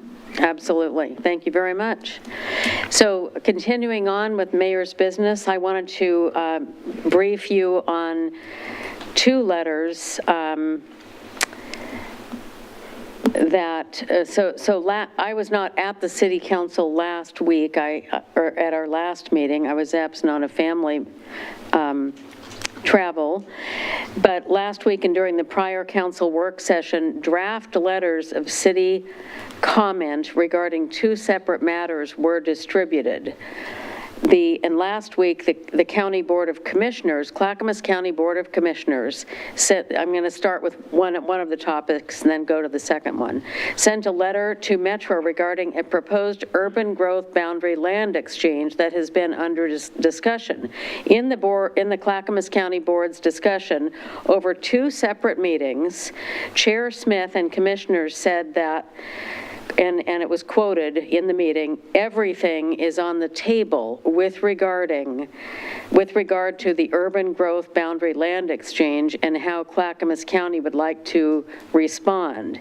And essentially, the county commissioners, and had expressed their concern about some land that is proposed to be taken out of the urban growth boundary and flipping that, to exchange it with a different piece of land in Washington County that is more currently ready for development. So the county commissioners indicated in response to that they were interested in flipping land that may be designated in rural reserves in Clackamas County to an industrial urban use in Clackamas County. And in fact, one of the commissioners, Commissioner Schrader, indicated that she noted that there is flat land near transportation in Clackamas County. That gave us a great deal of concern regarding the areas near Wilsonville. It also brings to light, brings to my attention, to our attention, the fact that we have been working diligently over decades in the city of Wilsonville to develop industrial land. Long before I was involved, this city has been really at one of the forefronts in the whole area in developing industrial land and keeping it available for development. We just wonder if, I'm sure the Clackamas County Board of Commissioners remember a backlash in 2016 when there was an effort at that time to convert some of the flat agricultural land, rich agricultural land south of where we sit today at our city hall, called the French Prairie Rural Reserve. There was an effort to convert that into an urban industrial use in 2016. It generated a very strong response from our citizens, and there were over 400 people who attended a county open house during the 4th of July week in 2016 related to the same issue that was just brought up in the last 2 weeks again. So public sentiment in 2016 ran 10-1 against the board's proposal to remove the rural reserve protection from French Prairie, which contains some of Oregon's very best farmland. I know one of the commissioners did express the importance today of getting further public input before this is further discussed. So I worked with the staff to compose a letter to the Board of County Commissioners indicating the city's strenuous disagreement over time and continuing today with this position on the French Prairie Rural Reserves. There's another letter that we've been working on a different topic, and that is related to TriMet's proposed Forward Together transit routing plan that has been presented around the area. And the subject matter of this letter is that we believe TriMet has not done the best job of coordinating with the region's other public transit operators in devising a proposed major overhaul of metro area bus lines and routes. And we've also heard from some of our local citizens about this as well. In an age when we are trying to reduce greenhouse gas, we are trying to make sure that people have easy and accessible ways of getting to work, this is a time to develop better coordination with our transit rather than downgrade it. So the current TriMet plan is more like a forward alone strategy instead of forward together, and we think it can be improved. We think it can there's more that can be done with TriMet to leverage all of the region's other transit providers so that our riders have greater access to better service. So I guess one more thing I want to say describing the plan is TriMet appears to be proposing to remove the current express route line number 96 in favor of the line number 94 that goes to North Portland. This means that there will be less frequent service with more stops on a longer route. I've taken that 96 quite a few times, and it's a great route. It's the express route, gets you right into downtown, and over and over. The many times I've ridden it, it's far easier than driving. So and I just hate to see that reduced, as have cities residents who have spoken to us about this. The issues of TriMet improving transit agency coordination and surveying the potential impacts to riders of existing routes is really important, and we urge them to do that. This week, I attended a meeting of the Clackamas County Coordinating Committee and addressed these same concerns last week in a unanimously approved letter to TriMet. And the city's letter echoes those concerns. Got a couple of other items to bring up, and that one is Twist Bioscience, one of our fantastic businesses in our industrial land in Wilsonville, invited me and some other people to another tour recently, now that they've continued to develop their space. And it was really exciting to see what they've done there. This is indeed what their line is. It's a factory of the future. And I'm going to look at my notes because this is an extremely technical area. The company is, Twist Bioscience has worked out a development agreement to renovate a vacant industrial building on the former Xerox campus into a high-tech manufacturing facility. And it's really quite amazing. They have now invested, or are in the process of investing, $100 million in tenant improvements and high-tech equipment for making what they call artificial DNA. And this material is used in medical, pharmaceutical, and industrial applications all over the world. The company is now in the process of relocating about 50 employees from the San Francisco headquarters and recruiting over 100 local workers. They have a great training program. They have very high standards. There are some exceptional jobs available there. They just have a wide range of family wage jobs, from, relatively entry level in that field to highly skilled, and we're just very excited to have them in the regional economy. The tour was led by the CEO of the company, and one of the comments they made was that one of the great appeals of this site in Wilsonville is it is close to the Portland area and exceptional housing to our north and in Wilsonville, and it's also close to workforce housing. So we're just really pleased to see that, and I was delighted that Wilsonville over the years has retained this industrial land, because the advances that Twist Bioscience can make in so many sectors is just really exciting. I just attended, as I mentioned, the Clackamas County Coordinating Committee, and these are the cities in Clackamas County, and they meet once a month to talk about issues at hand. We usually have a very full agenda. It goes for about 2.5 or 3 hours. This month, we heard a report from the County Health and Human Services Director regarding the supportive housing services that was passed by the residents in the metro area a couple of years ago, and an update on the affordable housing bond. The presentation was made by county staff, and there's a very detailed report that I will be glad to send to anybody who would like to have it. It was really encouraging. It's been a hard year, and they've made some great progress. Clackamas County has, I think, done a great job with this. They now have 886 units of new affordable and low-income housing being developed, and it represents $91 million allocated, or 78% of the county's total bond allocation. There's a lot more detail to this when you listen to the housing staff talk about the day-to-day work that they're in and how they're placing people and how things are being developed. Some of them are small batches of housing, some of them are larger, and together they've really added quite a bit. And presently, there are another 1,700 residential units of affordable housing in the pipeline. So it's really a hopeful thing, and I just want to applaud our county for making so much progress in implementing the affordable housing bond that was approved by metro area voters in 2018. The Clackamas County Coordinating Committee Oh, I already mentioned that we submitted a letter for the TriMet Forward Together.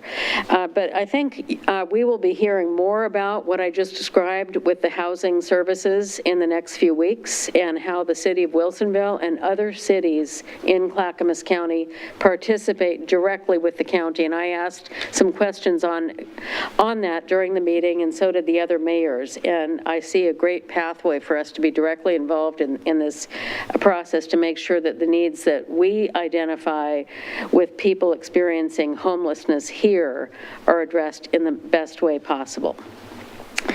So there's certainly a lot to be done. It's not going to be fixed overnight, but I was really encouraged by the progress. Couple of dates I will just mention, and I think you mentioned them at the last meeting, but because our trees are on a different schedule than our calendar that we set a year ago, we didn't have a lot of leaves to pick up. And so the city manager decided with the staff to do a new round of Leaf Day. So Saturday, December 3rd, we will have another leaf pickup.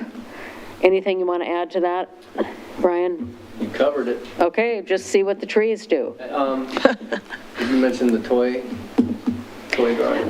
I do not have anything on the toy drive. So the second one, the first one will be a fundraiser for Wilsonville Community Sharing, because that's already been advertised. The second one, we're asking people to bring toys for the Toys for Tots. Okay, so when you participate with Clackamas County. So when you bring your leaves, Bring a toy for a kid. a new unwrapped toy for a kid, Yes. a child. Great. They can wrap them too. If they Oh, they can? Okay. And sometimes they don't want you to wrap them. Better say what's in it. I don't know. I shouldn't say. I think Unwrap. unwrapped so they know what it is. Okay. Thank you. Okay. Is it for a 3-year-old or a 10-year-old? Yeah. I don't know. Yeah, that doesn't fit with our recycling goals. So Veterans Day, November 11th, I would like to announce that our friends in the Korean War Veterans Association and the Korean War Memorial Foundation of Oregon are hosting a Veterans Day observance ceremony this Friday, November 11th at 11 a.m. at Town Center Park. It is going to recognize the accomplishments and sacrifices made by all veterans who have served in the United States Armed Forces. So please join us there that morning. I know they always appreciate having people join them, and it's always a good experience to join with our veterans and recognize them on Veterans Day. Wilsonville Community Seniors is hosting a bingo night on Saturday, November 12th at 6 p.m. at the community center, and it's for adults 18 years of older or older with a fee of $25 for 12 games of bingo. And they're also doing raffle baskets with tickets available. There is a paper shred day. Speaking of recycling, the city is sponsoring Paper Shred Day, which is one of our additional services to help people keep their garages cleaned out so they can park their cars in their garages. I just wanted to slip that in. Anytime we do recycling, we're trying to get rid of things so that we can use our garages for our cars if we have garages. But Wilsonville residents and small businesses are invited to drop off sensitive paper documents for secure on-site shredding at no charge. This is really important in security and keeping ourselves safe from people who might want to have access to those papers for nefarious activities. In lieu of a fee for the paper shredding, the city is asking people to bring in cash or check donations to Wilsonville Community Sharing, and that will aid the local social service agency and food bank. Last item is Small Business Saturday is coming up November 26th, and we do have a lot of large businesses that we mention various times. We also have a lot of great small businesses. So small businesses of all types, from coffee shops to restaurants to retailers and salons, really are where it's at. And I think this is a good opportunity for us to remind our neighbors and families on November 26th to celebrate Small Business Saturday. And it's really a great opportunity the day after Thanksgiving to get in there and make sure that we're driving business right here at home where it really makes a difference. Our next city council meeting is scheduled for Monday, November 21st at 7 p.m. right here at City Hall. And so that concludes mayor's business. Sorry that took so long. And we now are going to the communications segment of our agenda, and we'll hear about the Frog Pond West Neighborhood Park Community Engagement. And with Dustin Shull, our Parks Maintenance Supervisor, and he's going to present on the city's Frog Pond West Neighborhood Park Community Engagement efforts.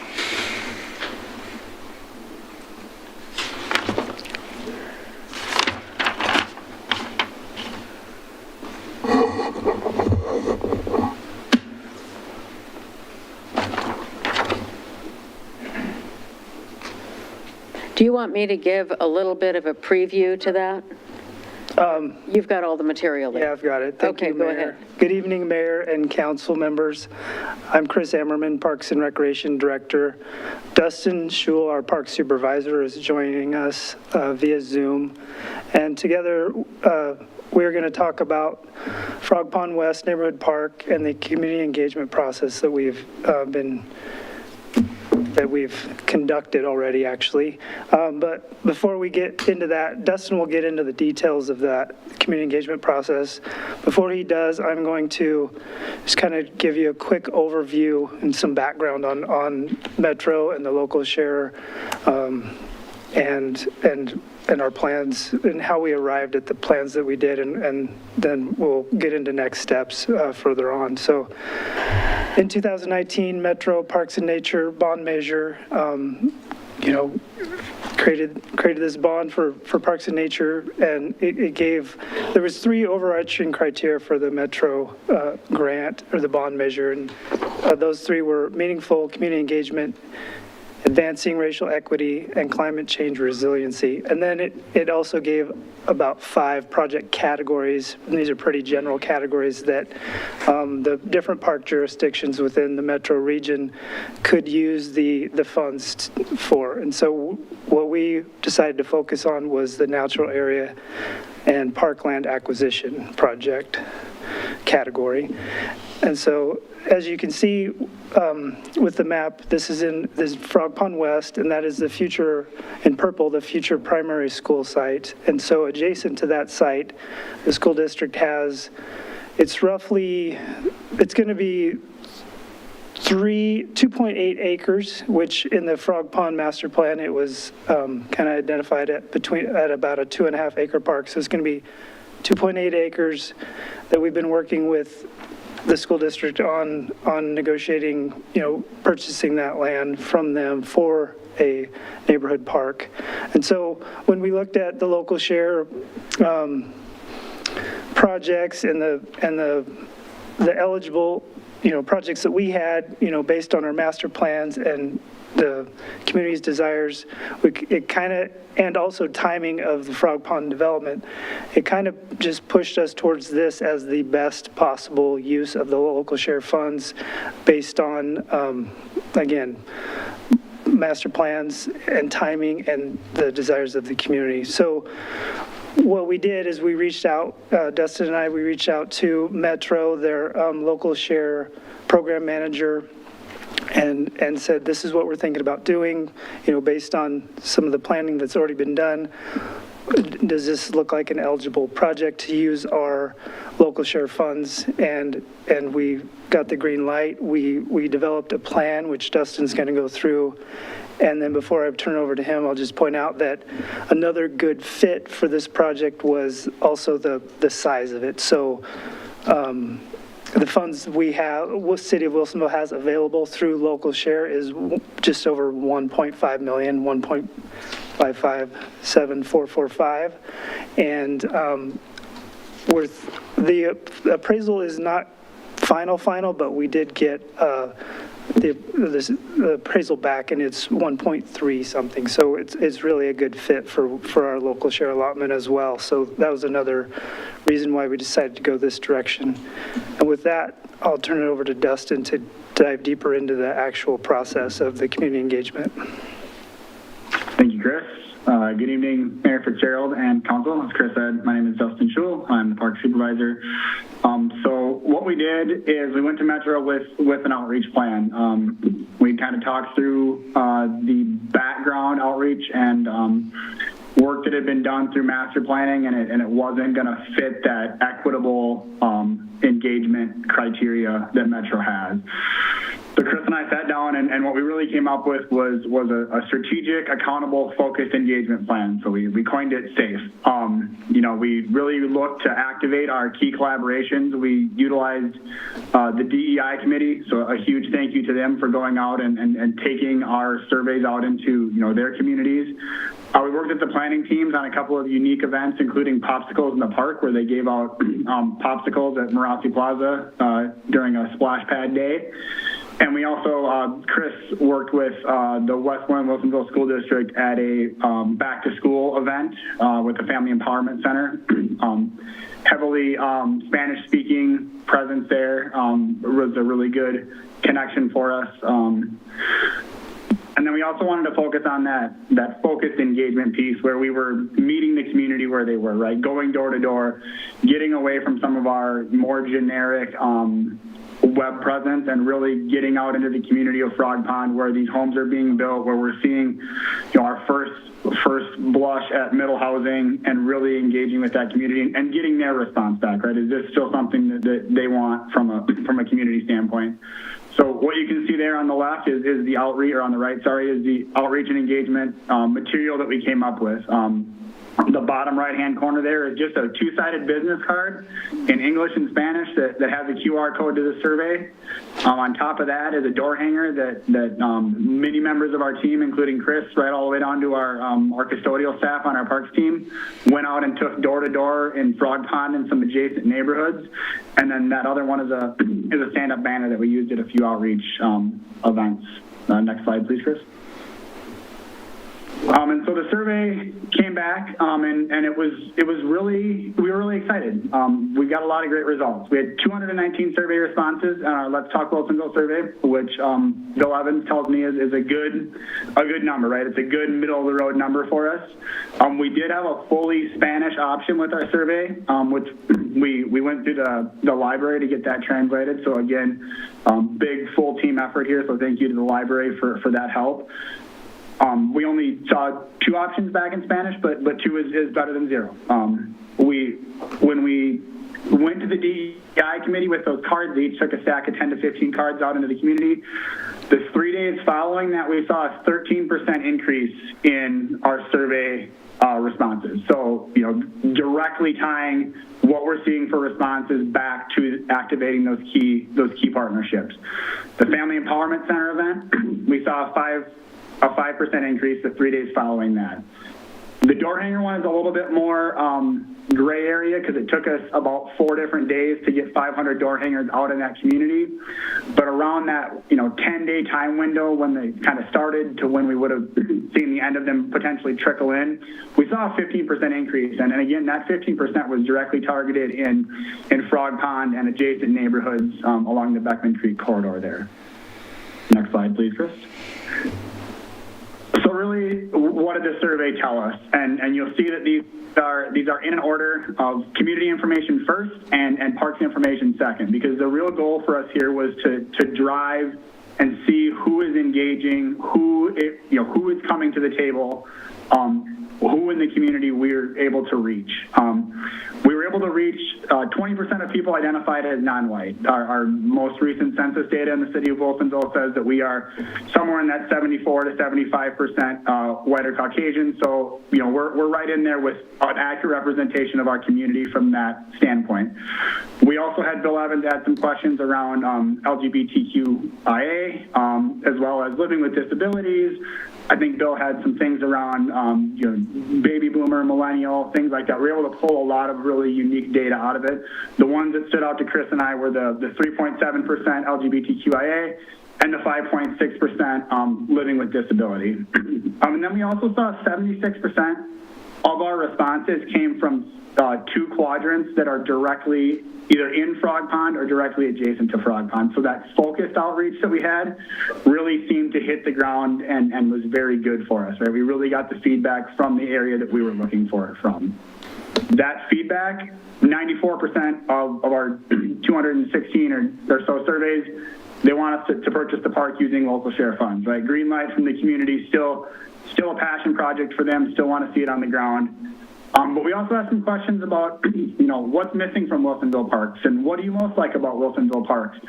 And it was pretty great to see that, 55.8% of people love the trails, right? They love everything we're doing with trails in our parks, but 47% would like to see more, right? So as we kind of are able to go through this acquisition and start this development process and this planning process for this park, we have a good understanding that we should have some kind of a trail system in there, right? We've already talked about a loop trail system in the, third of a mile to a quarter mile, where you can do a number of laps in this trail system and it equals a mile. So we're really able to make informed community decisions on design, even without another outreach, but we will also be doing another outreach just to help build the park the community wants to see.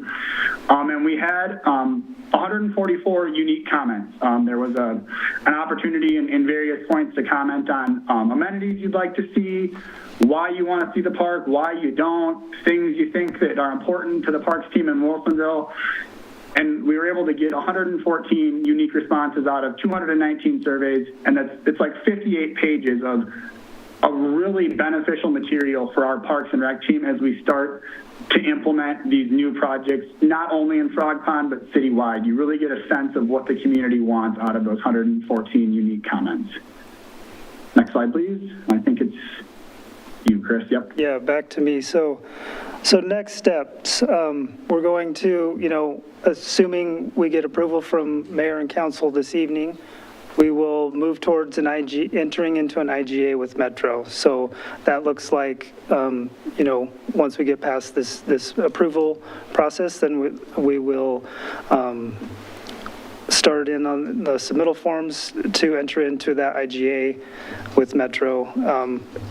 All along the way, checking in with Metro to make sure that our project is in alignment with the local share goals, which to this point it has been. So with that, happy to answer any questions. So thank you for your time tonight. Thank you, Chris and Dustin.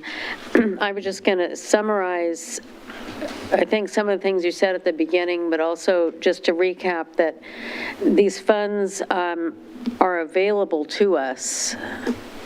We hope, if this goes through, if this gets voted, that we have the opportunity to purchase this land and develop this park, because in 2019, the Portland Metro area voters approved Metro's Park and Nature Bond Measure, which included $92 million for local governments like the city of Wilsonville and similar parks districts to acquire land for parks and nature areas to improve public access to nature areas and advance trails work.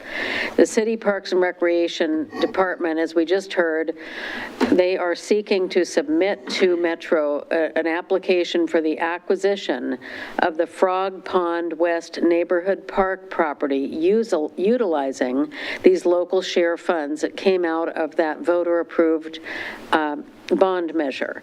So it's a great opportunity to advance a neighborhood park that we've heard people are very interested in. At one of our meetings recently, we heard about that, and I'm really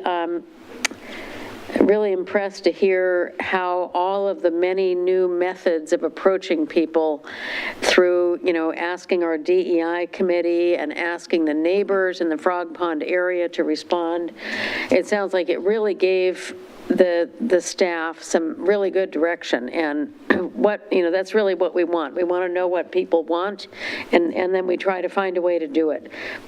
So I want to, we have a chance for comments here, but I first want to ask if I can have a motion to approve the city's application to Metro for the acquisition of Frog Pond West Neighborhood Park property utilizing local share funds. And you can say, Council President Ockervall, if you'd like to say, I so move. I so move. Thank you. Do I have a second? Second.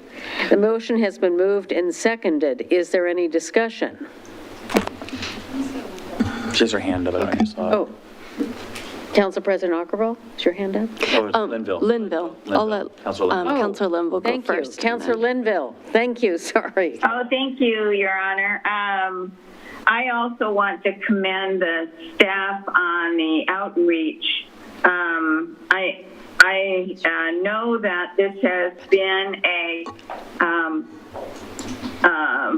I think, if not a promise, a hope that we have given to the Frog Pond West folks, that it would take this kind of an effort and availability of funds for us to be able to provide a park in this area, and that this was something that we had hoped that would happen. And so I'm very excited that we now have this opportunity to acquire the land, and I truly do support this this motion and the direction. So. Thank you. Council President Ockervall, I think your hand was up.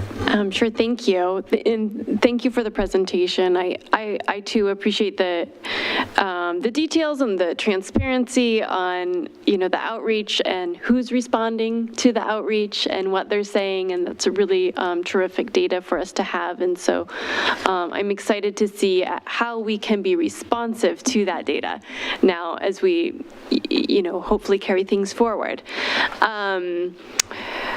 One question, at the beginning of the presentation, you had, I think the figure is 1.55 something million, right? Yes, I can't rattle off all the numbers, but we're at 1.55, a little more.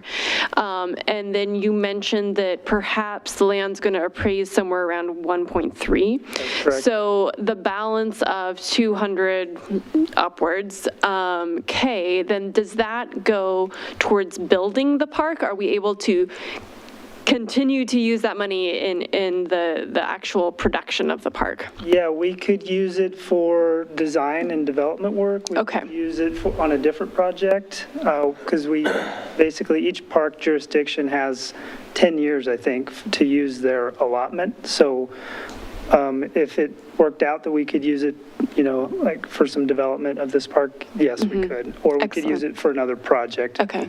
Probably makes the most sense to use it for this project because we've already, there's a pretty lofty community engagement expectation with the local share funds, and since we've already started that process, it probably makes sense to continue it and just use it all with this project. So, okay, good great. question. So we're not forgoing it in any way.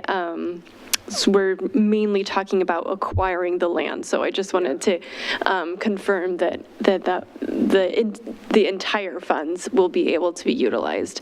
But it is nice that they're pretty similar matched, I guess, in dollar value, so that, hopefully we are able to move this forward. So excellent. Thank you very much. It's an exciting project, exciting so far and exciting things to come. Yeah, absolutely. Thank you. Any other comments? Seeing none, I will call for the vote. All in favor, say aye. Aye. Aye. Aye. Any opposed? Aye. Any abstain? Okay. The motion carries. Thank you, 5-0. Thank you very much. That brings us to our citizen input and community announcements section of the agenda. And this is an opportunity for visitors to address the City Council on items not on the agenda. It's also a time to address items that are on the agenda but are not scheduled for a public hearing. Staff and council will make every effort to respond to questions raised during citizens' input before tonight's meeting ends or as quickly as possible thereafter.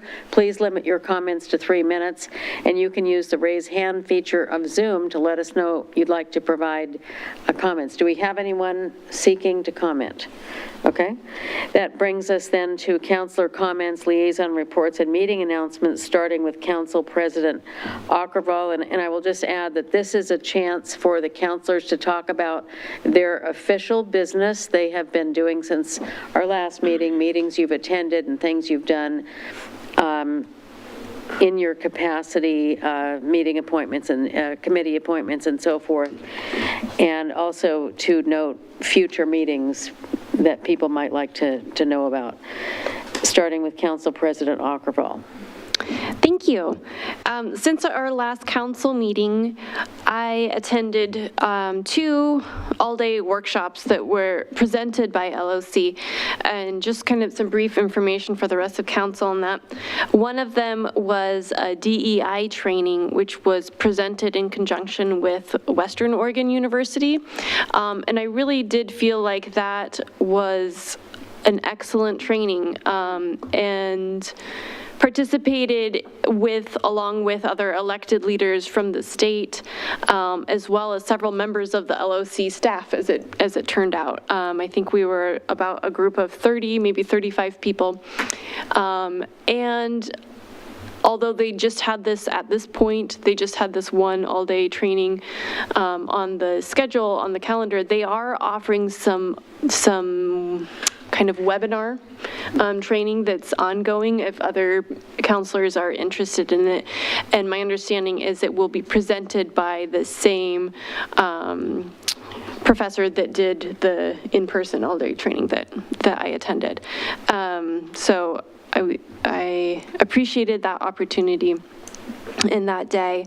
And then the following week, I attended an LOC regional housing workshop, I believe is the name for it, that was specifically on kind of the legal code revisions that cities will be doing or in the process of doing, and we will be looking at in the coming months around individuals camping or staying in public areas, and kind of looking at the whole topic of people that are experiencing homelessness from a number of different perspectives too.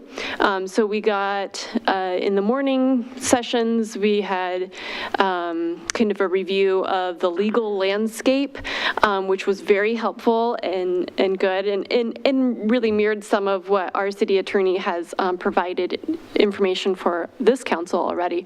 And then in the afternoon, we heard from a number of people that they themselves have experienced homelessness, and things to consider as we're approaching this topic, doing public outreach, things like that. And it was a very good workshop. I think it's a big topic, and it's going to be an important topic for our city to cover. It really emphasized to me that public outreach piece, because it sounds like there is some vagueness in the legal definitions which we are provided with at this time.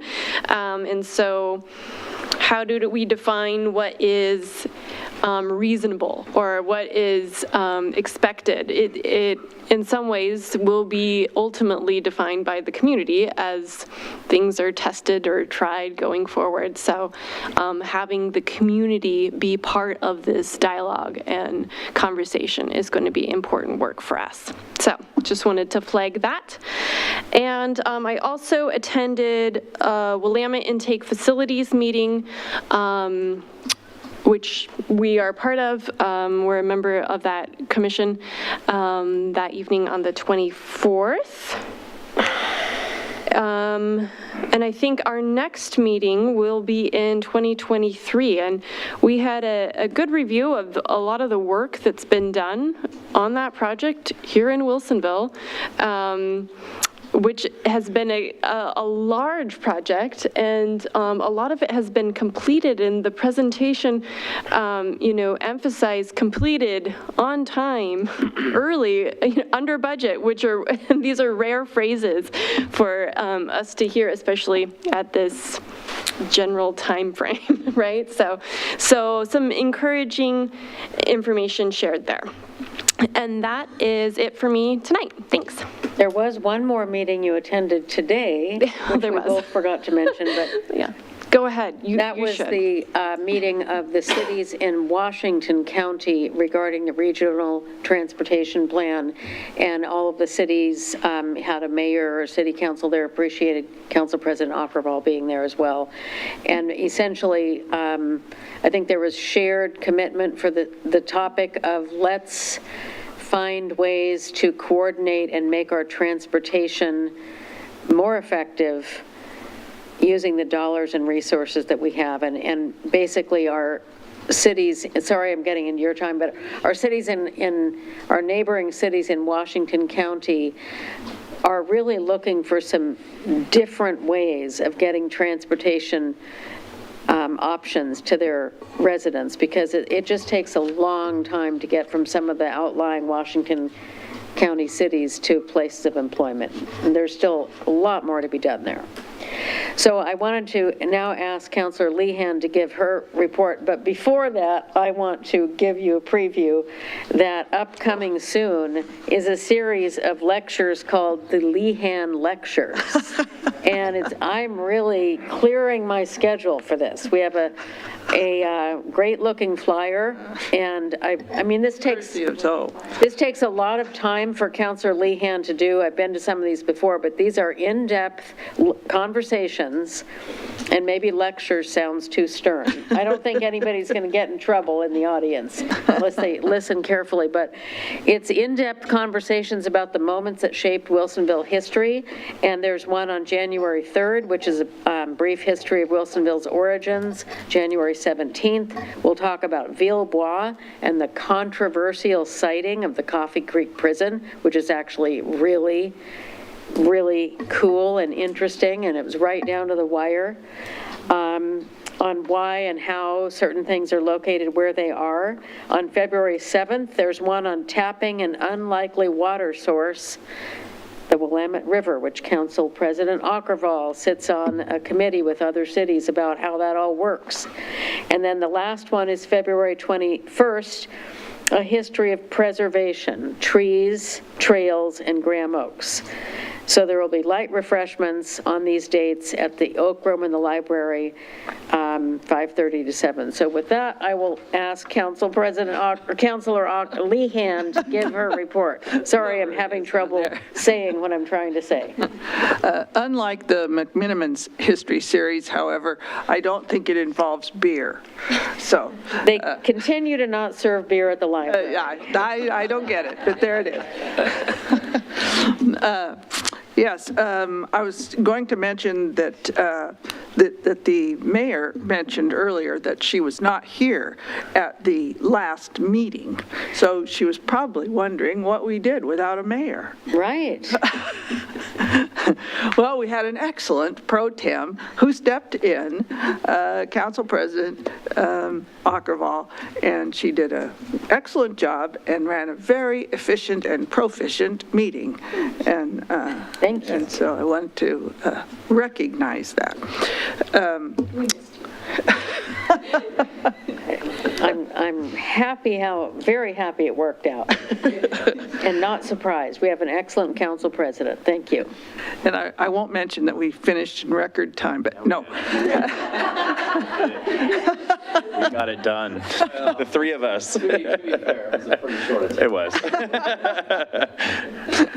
We were clock watching. She even read the categories right. And we did have an urban renewal meeting afterwards too, and still got it done. Exactly. Yeah. Wow. She shifted into all those roles. It's a new day now. So then, of things I have been doing, last week, was it only last week? Whatever, week before.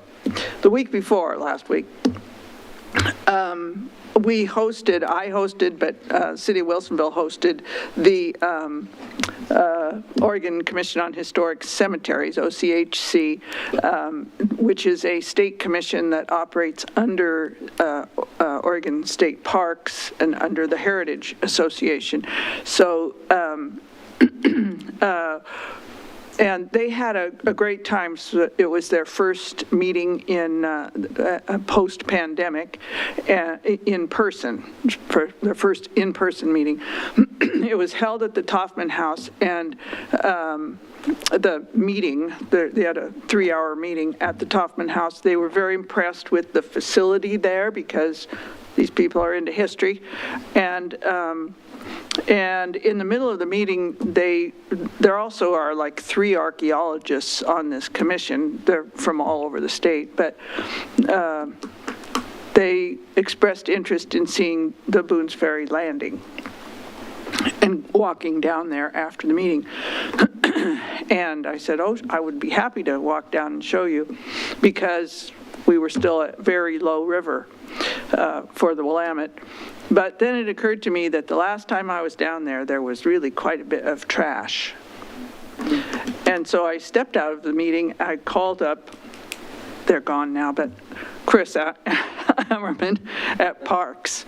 And I said, is there any way I've got a meeting that's going on for still a couple of hours, but that somebody could go down and pick up the trash at Boone's Ferry Landing before I take this state commission down there.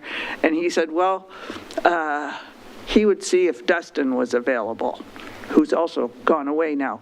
But so I don't know if Dustin went down or someone else went down, or it just, but it was magically all clean by the time we went down 2 hours later. So on very short notice, there was this very quick response to hustle down there in an invisible way and tidy everything up before the crew got down there. So anyway, appreciation to Parks Department for their quick action on that. And then the next day, Friday, they were here for a tour of Pleasant View Cemetery and some GPR work. And we got through the full tour, and it just started raining for the first time in, I don't know, 4 months, and at the end, and but just barely, and we finished up, and of course it hasn't stopped raining since. So Perfect timing. So it was perfect timing all along. So anyway, oh, and I'll mention it was on KGW News. I think it's still on there if you go to KGW News. The tour, they came out and filmed the tour. Thank you, Councillor Lehan. And we'll be preparing for those Lehan lectures. Okay, so Councillor West. Thank you, Your Honor. I'm going to use my time for comment. I guess I just have a question about the letter going to Clackamas County. My question is I got it at 8:57 this morning, in between breaks on the nursing floor, kind of got a chance to review it. Couldn't open up all my links. We talked about it earlier before we were in public meeting. I've made some notes on here. I know that this letter represents the will of the council, but we haven't openly discussed the letter at all. And so I didn't know if that would be an opportunity to maybe can't do it offline because we're all like that would be quorum. And I just have some initial thoughts. Much of the letter I think is fantastic and totally agree with and have similar sentiments.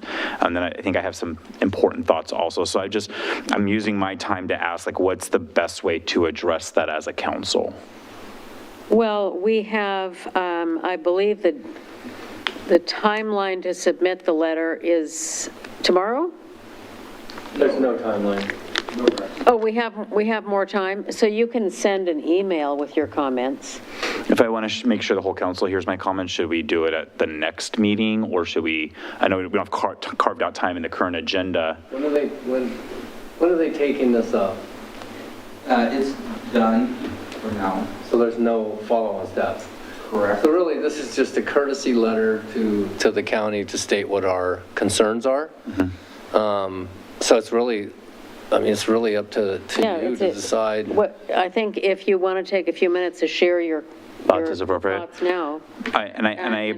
Thank you. I totally appreciate that a courtesy letter. I think it misses that mark a little bit.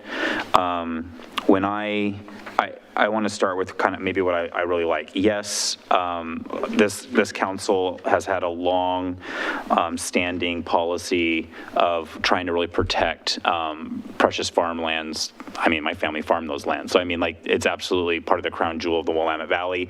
When they're gone, they're gone. There's been unanimous support of that.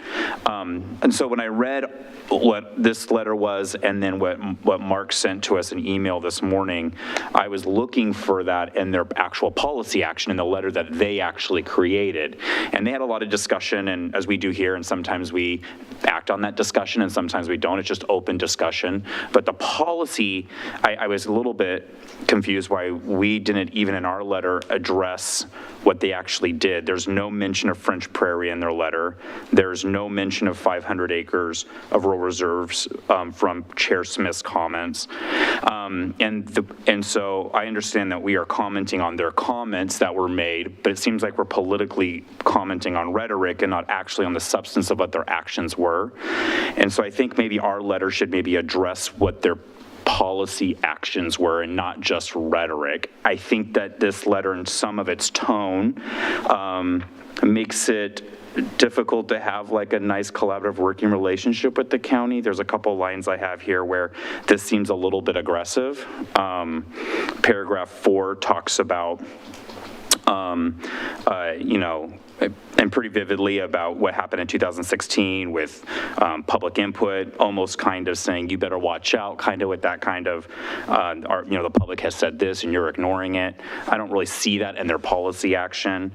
On page 2 at the bottom, bullet point under Clackamas County constituents strongly support the French Prairie Rural Reserve designation, which is true. There's a line in here where we say French Prairie Board of Commissioners are acting without any public input in 2022 for a massive controversial land use designation change that carries far-reaching consequences. They didn't make any French Prairie designation or policy change action in this letter. So I don't know, not that they wouldn't want to have public input, I just don't think that's accurate. I think that they would want to have public input, but this isn't what their policy decision was. So I think that this is a little bit, I hope maybe the mayor would call Chair Smith or call other commissioners and say, hey, let's collaborate. This is our concern. This just seems a little bit aggressive. I think that we can have a great working relationship with Clackamas County Board of Commissions. I just think that the tone of this letter misses it, and I just have some concerns, and we should address their actual policy decision. Thank you. Okay, I will look at that. And now I'll move to Councillor Linville.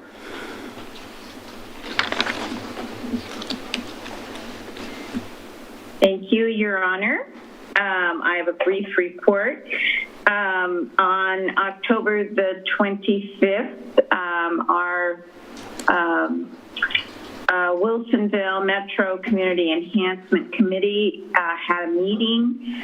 This is a group of city officials as well as with a predominance of citizens. And the criteria, the application process, and a timeline was discussed and established for this next round of applications. We also heard that there would be a potential for additional funding this year, so we're hoping to have a very robust application process, which the information is available on our website beginning November 1st. And I am personally sending out an invitation and encouragement for any of our citizen groups who might be looking at funding for projects to enhance our community to look for that information on the City of Wilsonville website. Take a look at the goals and the application process and timeline, and really encourage as many applications to come in as possible. We will meet again after the first of the year to begin to review those applications, and award work will begin with the beginning of the next fiscal year. So we want those applications to come in droves, so we have a good opportunity to spend the money. I also attended on October 27th. It was an online workshop by the JPAC and Metro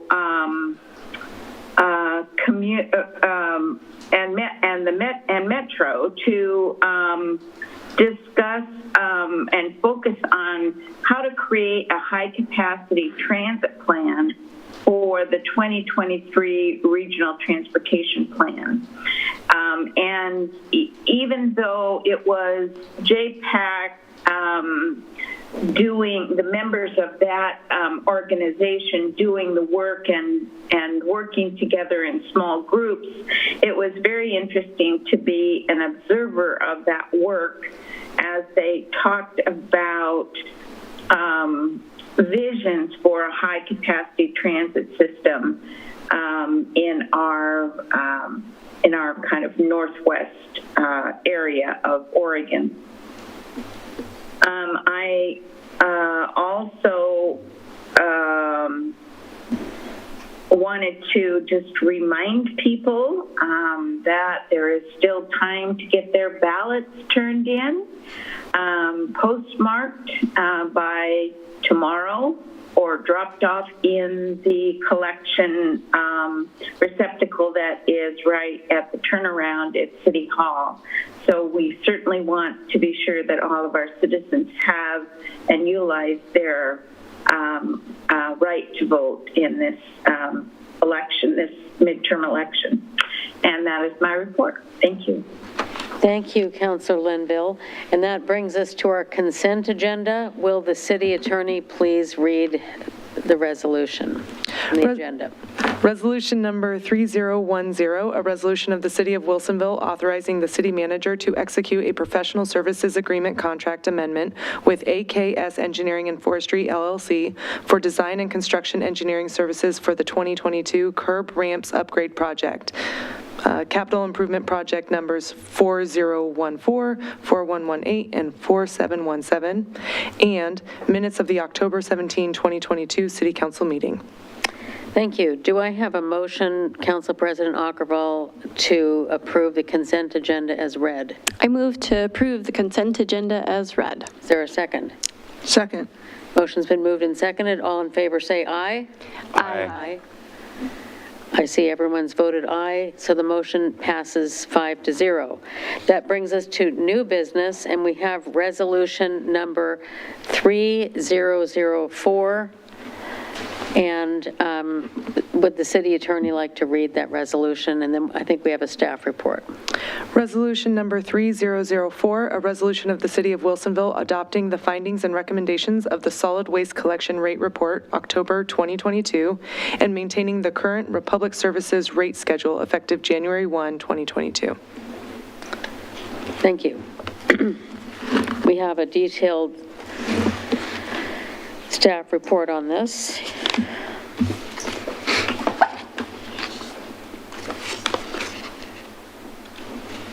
Oh, I see, okay.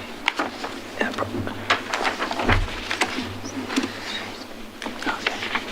And welcoming staff member, Mr. Mark Ottenad, to present.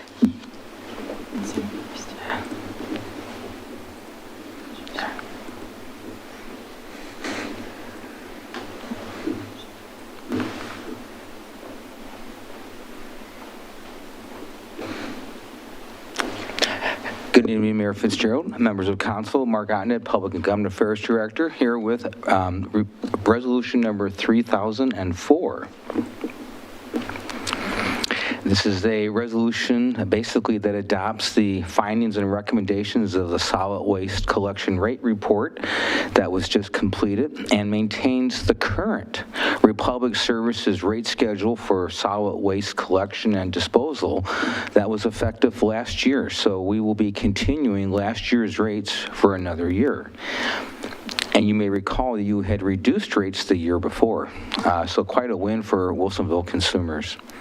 The 2022 rate review process and results are composed of three main areas: the annual cost report with adjusted results for 2021, the projected results for 2022, and a rate recommendation for 2023.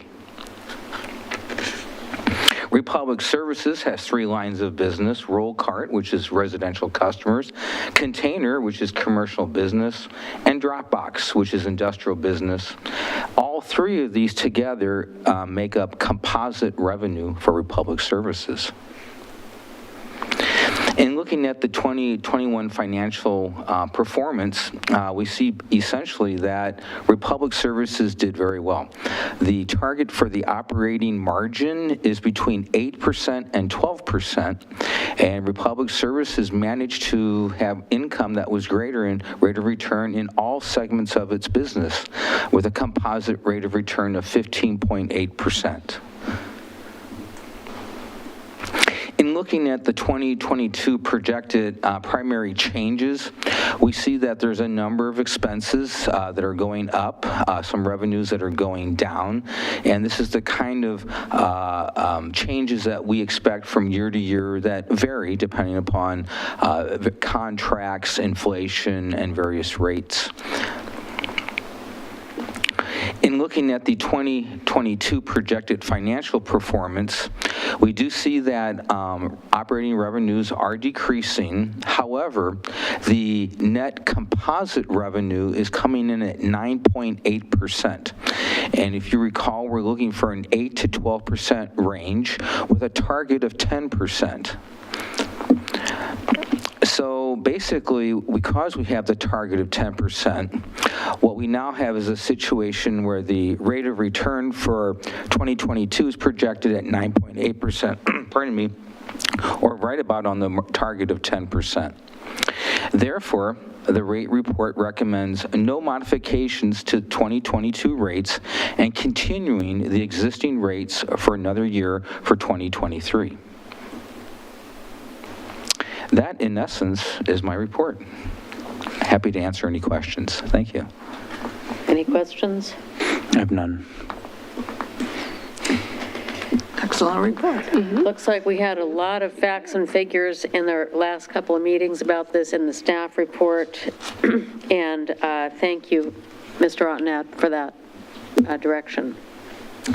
So with that, do I have a motion to approve the resolution as read? Your Honor, I move to approve resolution number 3004. Is there a I'll second it. Thank you. The motion's been moved and seconded. Any discussion? All in favor, say aye. Aye. Aye. Aye. I see everyone's voted aye, so the motion passes 5-0. And do we have any city manager's business? Thank you. Any legal business? Can I ask a question, though? Certainly. Of the city, under city manager business. We have a question for the city manager. It just occurred to me, I should have asked before, but about Boone's Ferry Landing and the archaeologist that we had doing the work on it and the report, when might we hear from them? I understand they took some stuff away to do more research on and stuff like that. Yeah, I haven't had an update on that, but I can talk to Dustin and report back to you. Oh, okay. Yeah, I thought it was going to be in a month or two or something like that, but I thought it was before the end of the year they were going to get back to us. I think they expanded that scope. Do you know? Oh. Thank you. Oh, well. I thought they expanded the scope a little bit on that. So, Maybe. yeah, let me talk to Dustin, I'll get back to you. Is Okay, I forgot that to of ask when interest he to was the here. rest of the council, or can I just respond to Councilor Lehan? Do you all want to know? Or will it appear in the Lehan lecture? It sounds pretty, Well, not until we get the report. I might be off the council by then, and I will won't let get you the know. report. let's definitely try to get it before the I'll year ends. forward it all to you. We'll keep the tension going, the excitement, all the way through. Okay, thank you. Any other questions for the city manager while we have him I'm not going to the... with his mic on? Okay. How about legal business? None tonight, Your Mayor.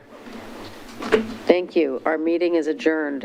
I must say Your Honor and Mayor. That's all right, it's good. I like it. I'm gonna start calling you your mayor. Is there a way? Is this supposed to be mayor or either? It's either, okay. I want to do both. I just, Your Honor, your by mayor. the way, I did want to add something that while we stated we would have on our agenda, we would have an executive session after the meeting, we found ourselves with some extra time between the work session and the regular session, so we've already held and concluded our executive session. And with that, I will adjourn the meeting at 8:19 PM.